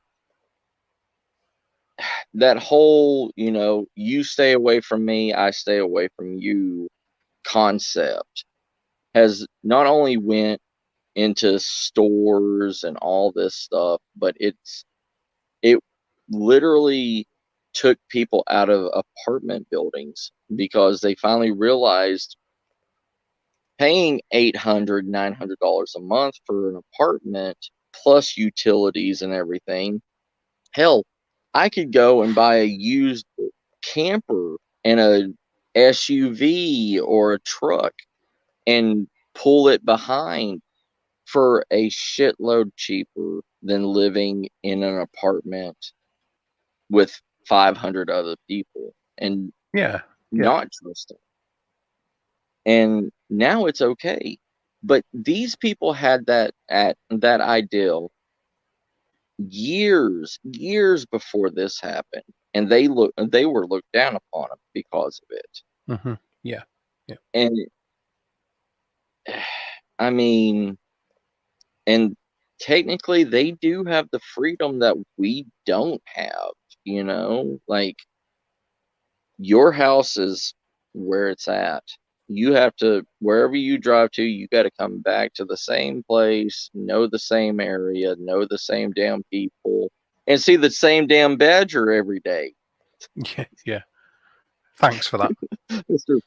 Mr. Fuzzy Bottom. Yeah, that wasn't wasted on me. Thanks for that. Horrible little shyster. Yeah, I knew what you were doing. How do you feel? I was going to say, how do you feel knowing an animal has more rights than you do, sir? You're asking the wrong person. I'm British. I'm used to having no rights. Oh, yeah. I'm sorry, sir. I'm sorry. That kind of comment is wasted upon me, my good man. That is wasted upon me, my friend. I thought you would have some kind of, anger towards it, knowing that a damn badger is more protected than you are. I don't understand why you felt the need to mention that in front of all these good people in the side chat. There was no reason to bring that up. The past is the past, Matthew. Move on from the past. Maybe other people. You see, this is why you lot keep harking on about the War of Independence. It's like, come on, we tried to overcharge you for tea. Get over it. It was just a drink. Relax, dudes. We make tea out of everything. We make tea out of everything now. Yeah, that's the irony of it. It's like 250 years later or whatever. You can't get enough of the bleeding stuff. Right. Very disappointed in you Americans. I'm sorry. I can't even say what my idea of tea is anymore because of what happened recently. I can't even say that because I feel bad now. Good. I do. I loved that individual, and now look what's going on. What is going on actually? Because obviously we haven't spoke for quite a while because you've been a Judas. What has been going on? Judas. I have never been a Judas. How dare you? I knew that comment would trigger you. How dare you, sir? I have always commented on your videos. Yeah. Everything. I can't believe you keep watching this shit I churn out. You must be insane, man. Because I love you, brother. I love you as a brother. I've always told you that. Well, yeah, absolutely. The respect is there, but no need to mention the badger. That's all I'm saying. I I found that badger amazing. I love badgers. Ever since I saw that one video of a Yeah, man. British hiker going in a park, and a damn badger just came out of nowhere carrying a fucking goat's head. Hey, they don't take any prisoners, man. I know. They take no prisoners, I then love badgers. badgers. Shown you the video, Yeah, didn't I? You did see the video footage of this bat. It just you did see it, didn't you? Anyway. you sent it to me. Yeah. Okay. Cool. Just making sure about that. Hello to anybody who've missed in the side chat, by the way. Hello, hello. Did we miss anybody? Hey, Rain, how you doing, sis? I think that's all we missed. Oh, I'm really bad for it, Oh, mate. So Shelly. Hello, Shelly. Did I say hi I'm to you, Sammy? always missing people in the side chat. Awful for it. Awful. Well, if you weren't wearing purple negligee, I wouldn't be distracted, sir. That's exactly what's going on. I've tried to tell people that this is a robe. It's not a robe. It's an negligee. You're quite right, Yeah. yeah. Camisole top and matching panties underneath it as well. Yes. But All in I purple. do want to say to everybody, all my British friends and family across the pond, I am sorry for the loss of the Queen. I am. I love her. I have always loved Queen E. I think I think it's nice of you to say that. I think Yes. despite people's opinions of the purpose of the royal family and what they do, she was still a human being and a mother, a grandmother. Whichever way you look at it, the history of the UK and everything has been based upon royalty, or our entire constitution, for what that's worth. The very essence of what makes the United Kingdom, Great Britain, and the Commonwealth back in the day. Yep. As all centered around the monarchy, or even when England was split into different types of kingdoms before it was a unified country, Yep. like the Dark Ages after the Romans left with the various Yes, sir. monarchs. So it was an institution. A lot of people think that the royal family leached off the public, but they actually had it's not the way that it worked. Actually, they actually had their own land and their own funds. I think a lot of people misguided into thinking that they made all the money from the taxes of the people, and that's not actually true. You want to look at the government for that, everybody. They're the main ones, obviously. If you can't be blind to that. But I appreciate your sentiments. It's very nice of you. And now we've got King Charles III, which for rhyming Cheers, slang brother. is very, very unfortunate, isn't it? King Charles III. So he's not going to be the queen. He's never going to be the queen. I mean, what is that? Because he's a and man, you mean? No. I'm talking about his way of thinking. You have a lot of. He has a lot to feel. He has a shitload to feel. Because yeah, during the war, she could have sat back, Matt, right, during the war, during the Second World War, and just been a royal, as people view their opinion of what the royal family does. But she was part of the Women's Royal Voluntary Service. She was in uniform. Right. She was a dispatch rider. She was driving supplies around during the Blitz. Her and her dad were visiting people in bombed out shelters and stuff. They didn't hide in underground bunkers or anything like that. After the war, and when she got crowned, she was working every single day of her life, unless illness stopped her from doing so. That You the didn't heads of see state our will do. fucking president do any of that when. I mean, she loved her people more than any other politician ever. Like she not only respected her people, but she was right beside her people, not carrying a gun, not shooting, but she was doing everything in her power that she could, you know. And Oh, you you know, didn't it's see one that of them with in them. any other. You didn't see the fucking president of the United States running out, on the battlefield doing what he was doing. You didn't see nobody else doing that shit. Well, But no. I mean, we didn't have to Henry II, did we? no, you know. Because he was, you know. But it's one of them. You know, he will be his own person, and times are Oh changing. yeah, The money will change. You know, all the money will change now. Stamps will change. The post boxes will change. Lots of things will change because instead of obviously saying E2R as in Elizabeth II vagina, it will say C3R in Charles III vagina or Rex, if you like. right. So lots of things will change over, and it is the end of an Yeah. era. You know, it's the end of an era, but that's just it's unfortunate. I've known I nothing gotta other than ask. that. Pardon, brother? Say it again. I said I gotta ask. I thought that they would.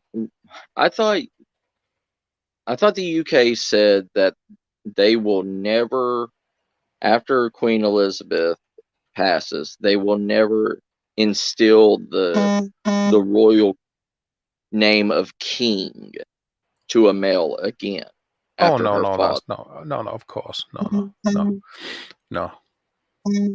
They won't. No, because a king, well, yeah, to put it, a king, it doesn't quite work like this, but to put it in layman's terms, a king sort of outranks a queen, if you like. If you are born and you're a king and you get a wife, then that wife will become a queen. Right. But you can't be crowned, you can't become a king by marrying a queen.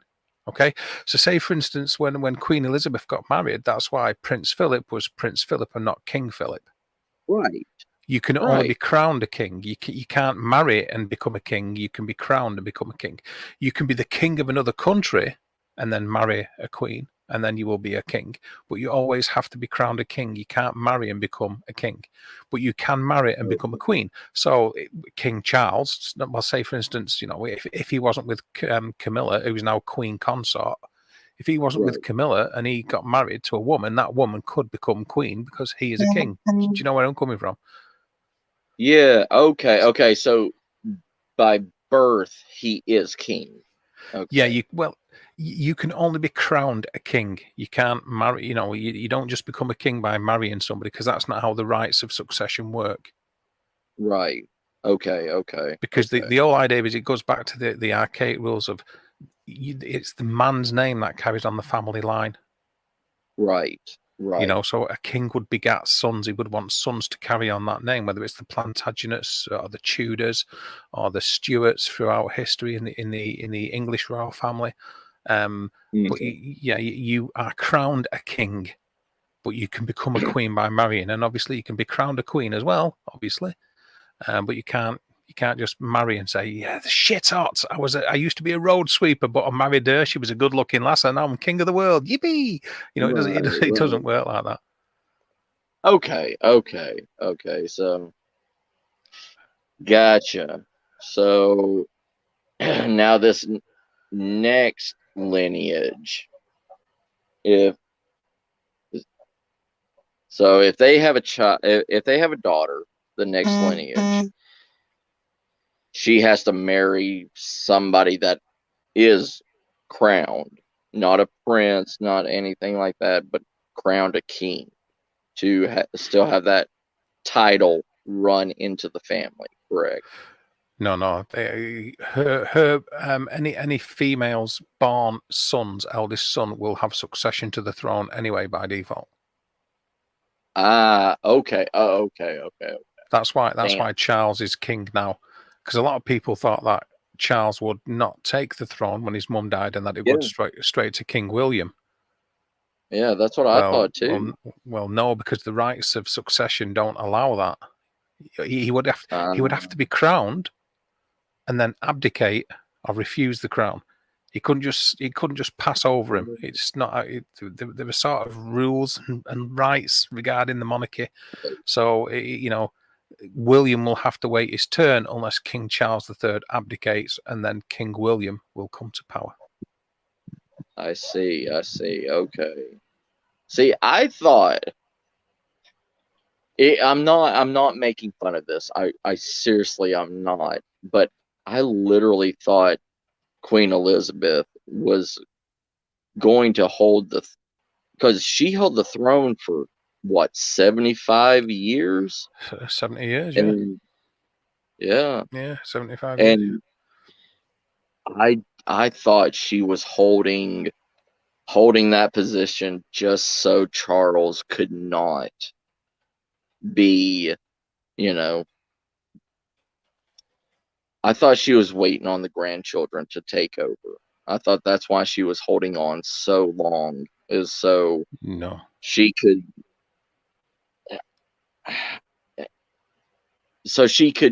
barricade it for her grandchildren and not have him do it, because he was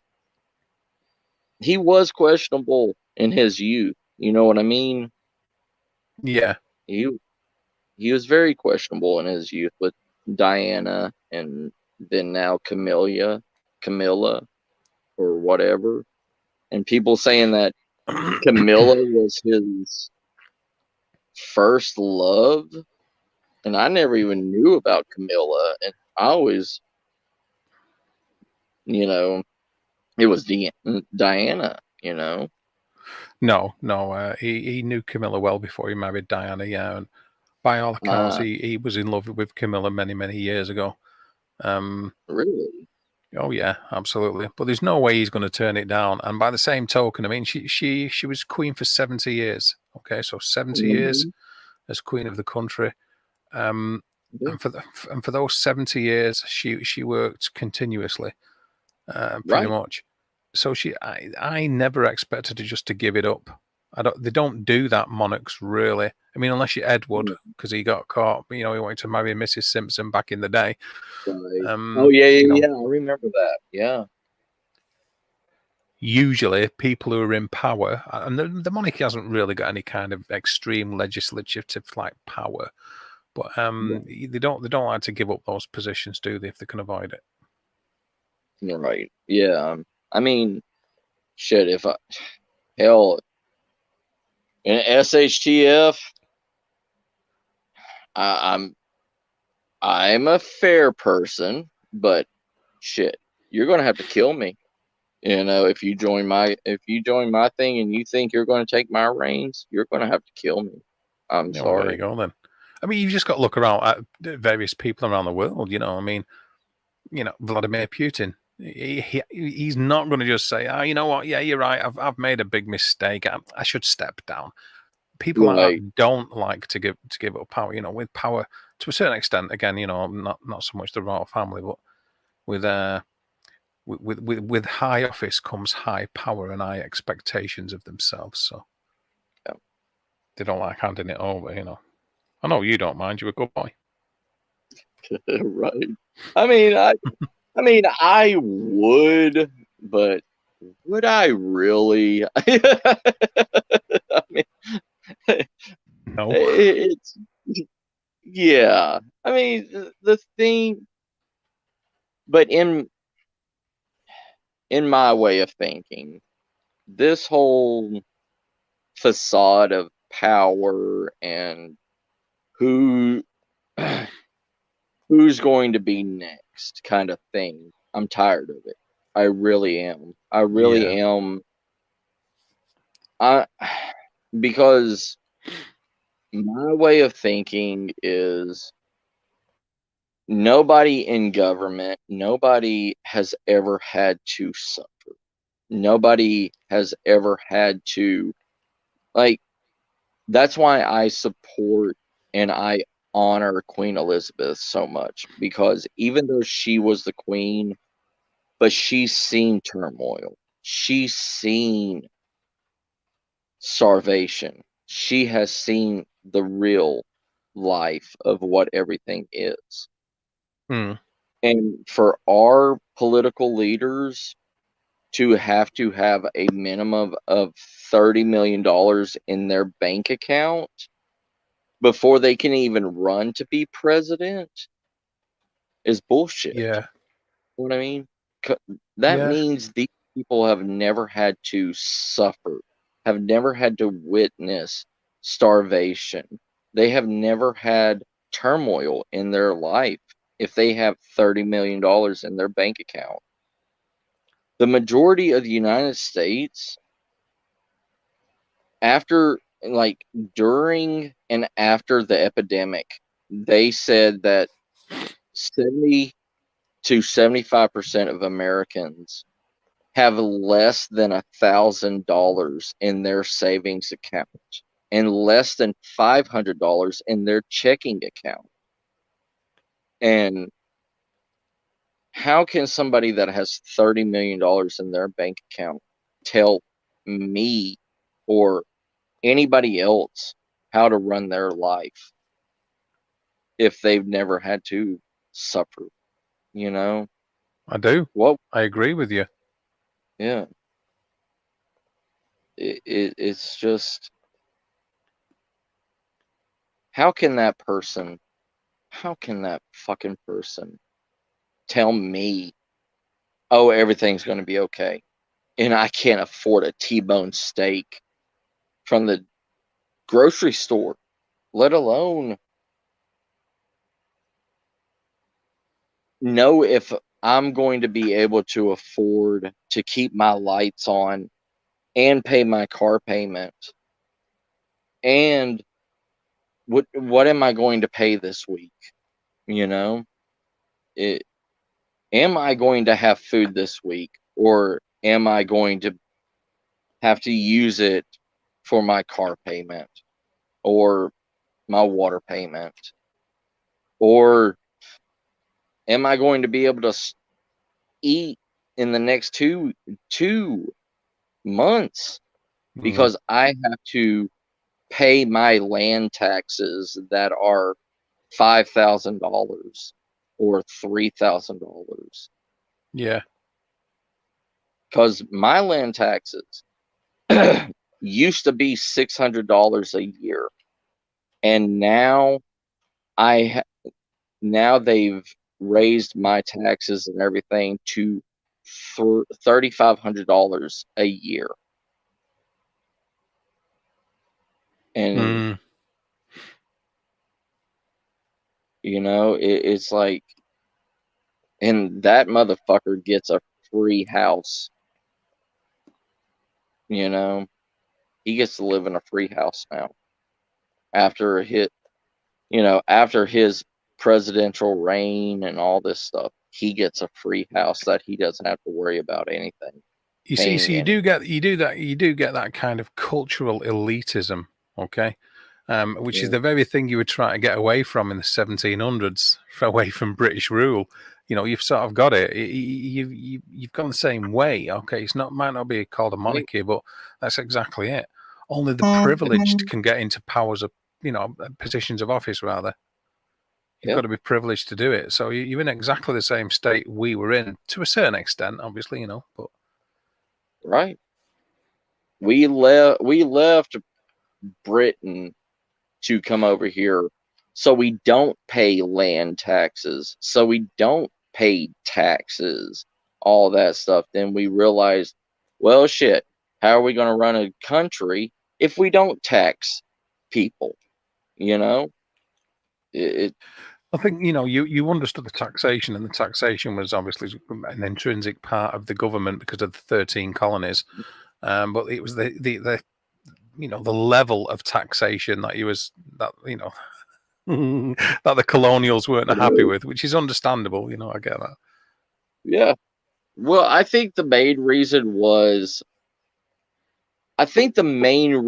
they left is working my whole entire life and everything to not, quote unquote, own my land. But even then, even in that mindset, we still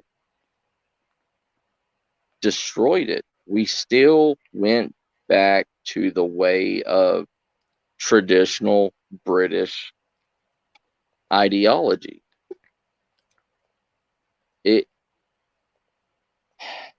Because Yeah. Go on, Matt. Go on. This is going to be an interesting one. Go on. Well, yeah. As soon as you ever talk about the British, go on. Even if we destroy, even if we go to anarchy, even if we destroy the government, we don't have any other base knowledge of how society and everything is to rebuild it. So we destroy the governmental idea. Yeah.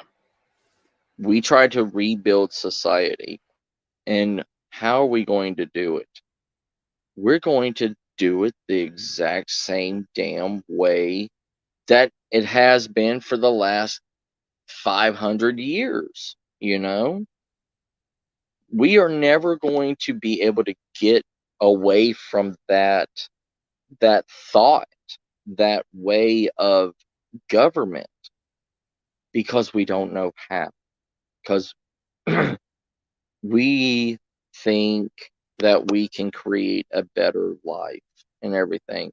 But in reality, if we can't take money from an individual, if I cannot take money from Dave to help fundamentally harden my lifestyle, where is this money going to come from?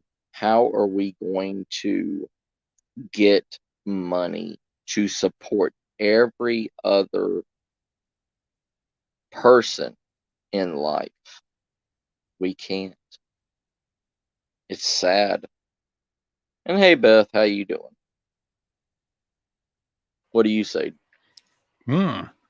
Well, we sort of tried to change a so-called system of governance hundreds of years before you guys did. And we ended up with a government which is, whilst electable, is still corrupt. Correct. Nothing changes, only the label of it. You know, I always said, it doesn't matter what sort of party you vote for, even when it comes to politics. It's the same shit, just a different coloured rosette. They'll say whatever they think you want to hear to get into power, but they don't necessarily push through on the promises. That's just the way that it is. All politicians are corrupt. It doesn't matter whether you support them or not. And people, a lot of people, not everybody, gets behind certain political parties if it's a football team. And these people are dealing with our day-to-day lives and the future of our country, our children and everything, you know? Ha! Oh, yeah. Yeah. Every government has always been overthrown. Every government has always just been a wee bit better. And that's the thing. If you look at it throughout history and everything, the only reason why we have the government that we have is because we stole it from the Romans. There's one man in power, or the face, and then there is 20, 30, 60 other people telling that man how and why he should live and be and decree these laws. But when that individual makes his laws, it has to be scrutinized and looked into and okayed by 60 other ravenous wild animals that they call humans to okay that law. Because, like Tesla, Tesla was going to give humanity unlimited power, free power. And look what happened to him. Look what happened to his ass. He got shot and thrown in a ditch. Because there is nothing in this world that's ever going to be, quote unquote, free. Ever. I mean,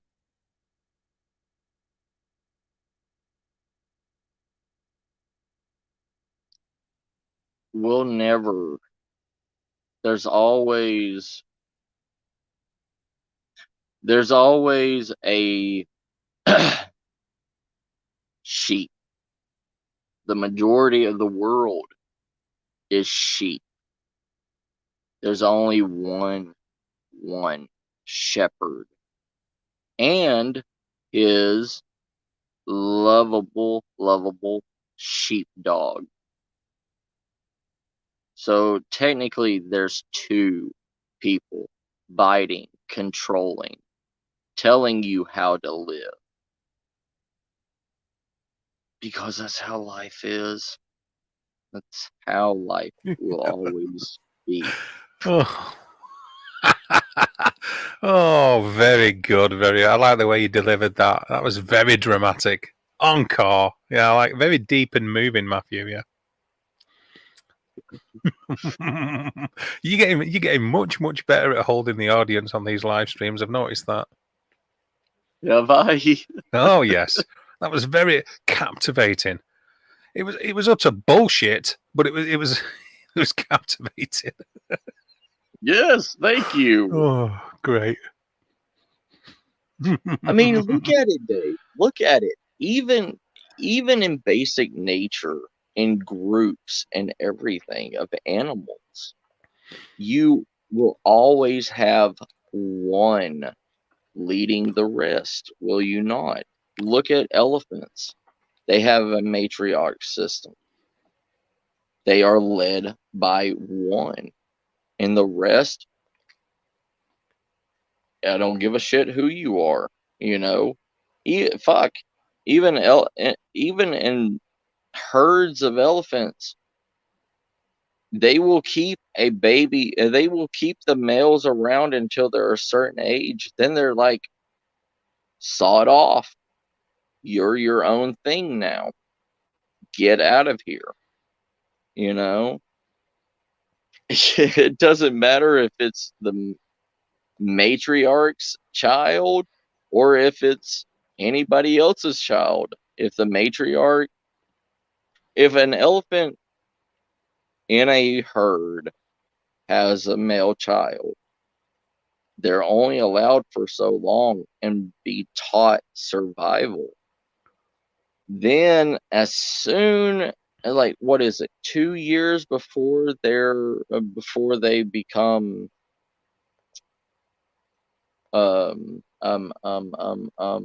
mature to hit puberty, that matriarch kicks. I'm not at all surprised that word stuck in your mouth, mature. Anything to do with maturity just doesn't wash with you, does it, Matt?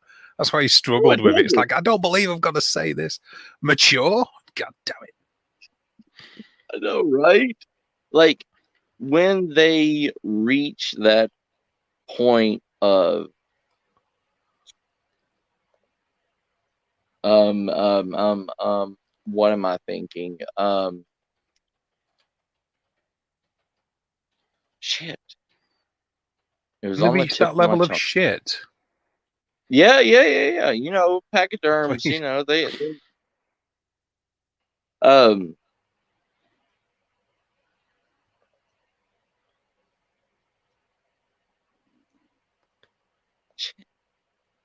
Go on. it's on the tip of my tongue. Go on. You can Where do you it. drop your balls, you start craving sex. Oh, I What's that don't fucking believe word? he's stuck with this one. Go on. Puberty? Puberty! Yes! Thank you! Oh my fucking God. You know, anytime males reach that point of puberty, it doesn't matter what. You can build any kind of animal hierarchy. There's always the alpha, beta, zeta, whatever the fuck you want to call it. But even in SHTF, it is built around that thought process. There is one person that's going to protect the rest. But yeah, even then, they look up to this individual. But it has gone on for generations. We need to. There is no round table. There is no equality when it comes to the end of the world. When it comes to whatever kind of way of thinking. Because it always goes to, there is, what was it? What was the,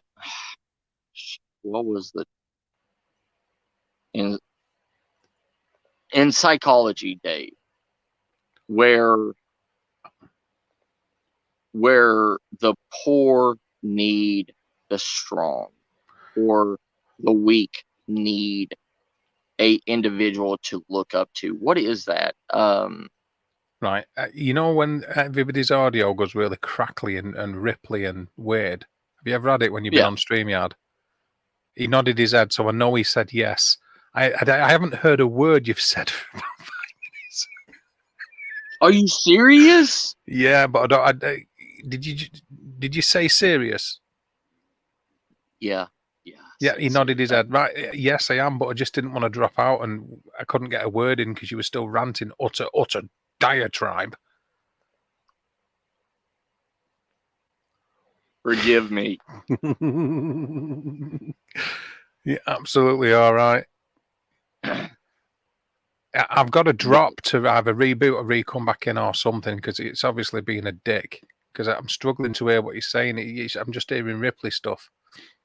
That's fine. Do what you need to do. Nope, I didn't get that either.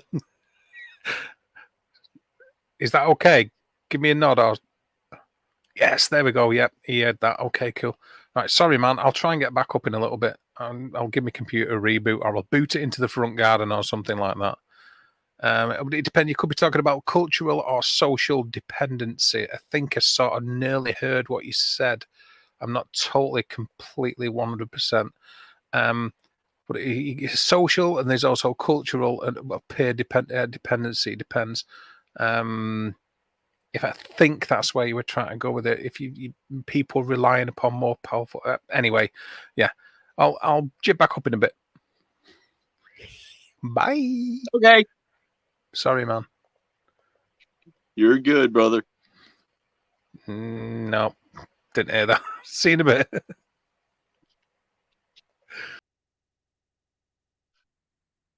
Hello, Fluffy. How you doing, brother? Hello, Beth.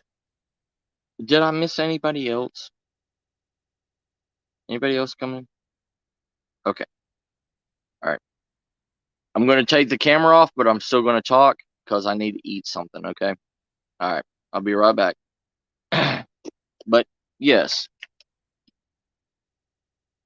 This whole construct of society, even rebuilding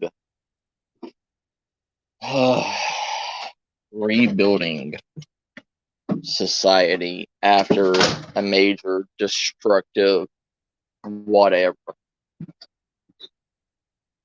Hello. Can I try one of these pumpkin spice rolls?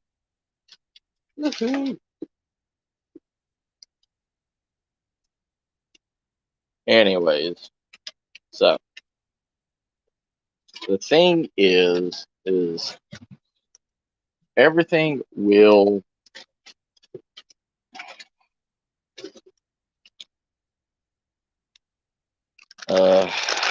give me a second, sorry.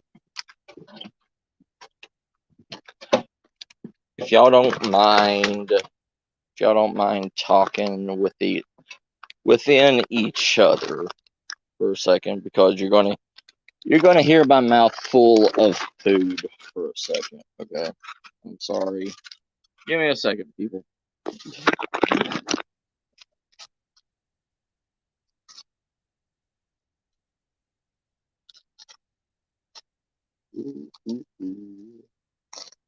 Food.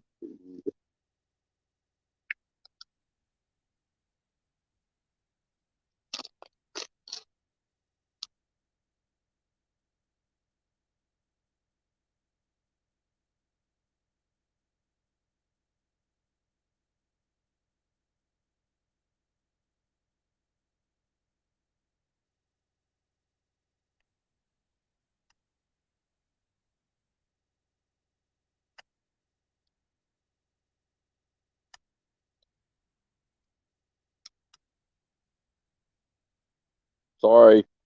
Give me a second.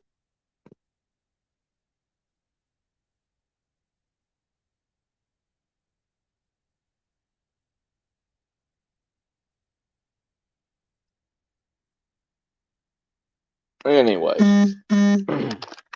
Okay. So,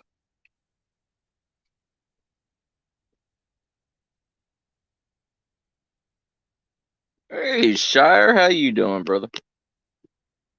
How you doing, wooden spoon? Okay. So,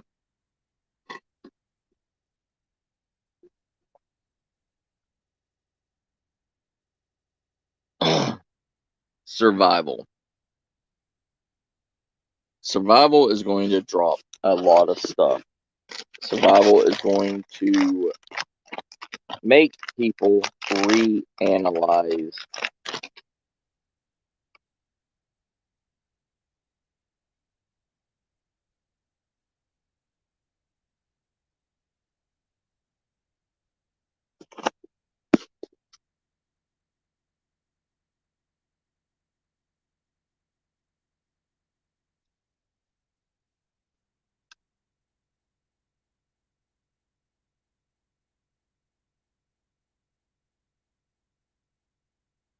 everything that we know right now is going to be destroyed.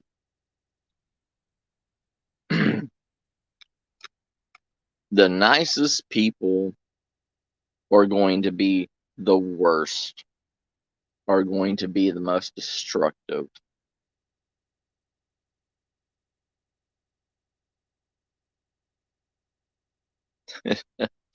Hello, other Beth.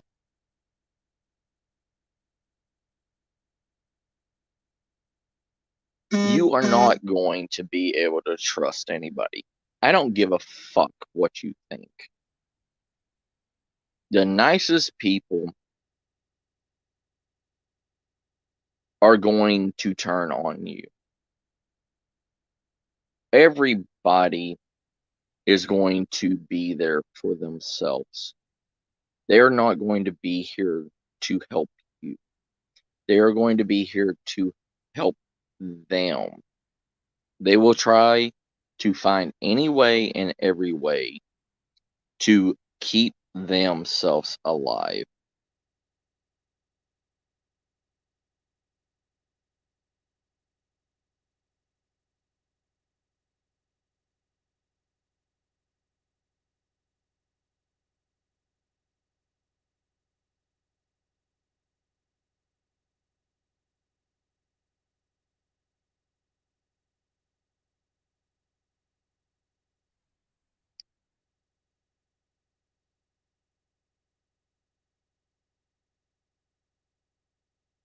Okay, everybody, I'm sorry.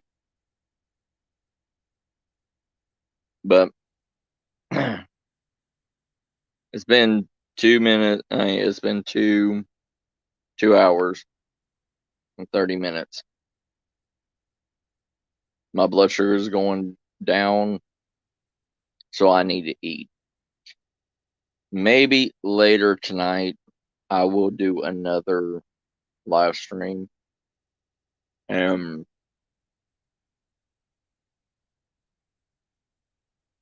We'll do another live stream, okay? But I need to get off here. I need to eat. I love you all. Y'all take care. I will see y'all later, okay? I love y'all. Bye, everybody.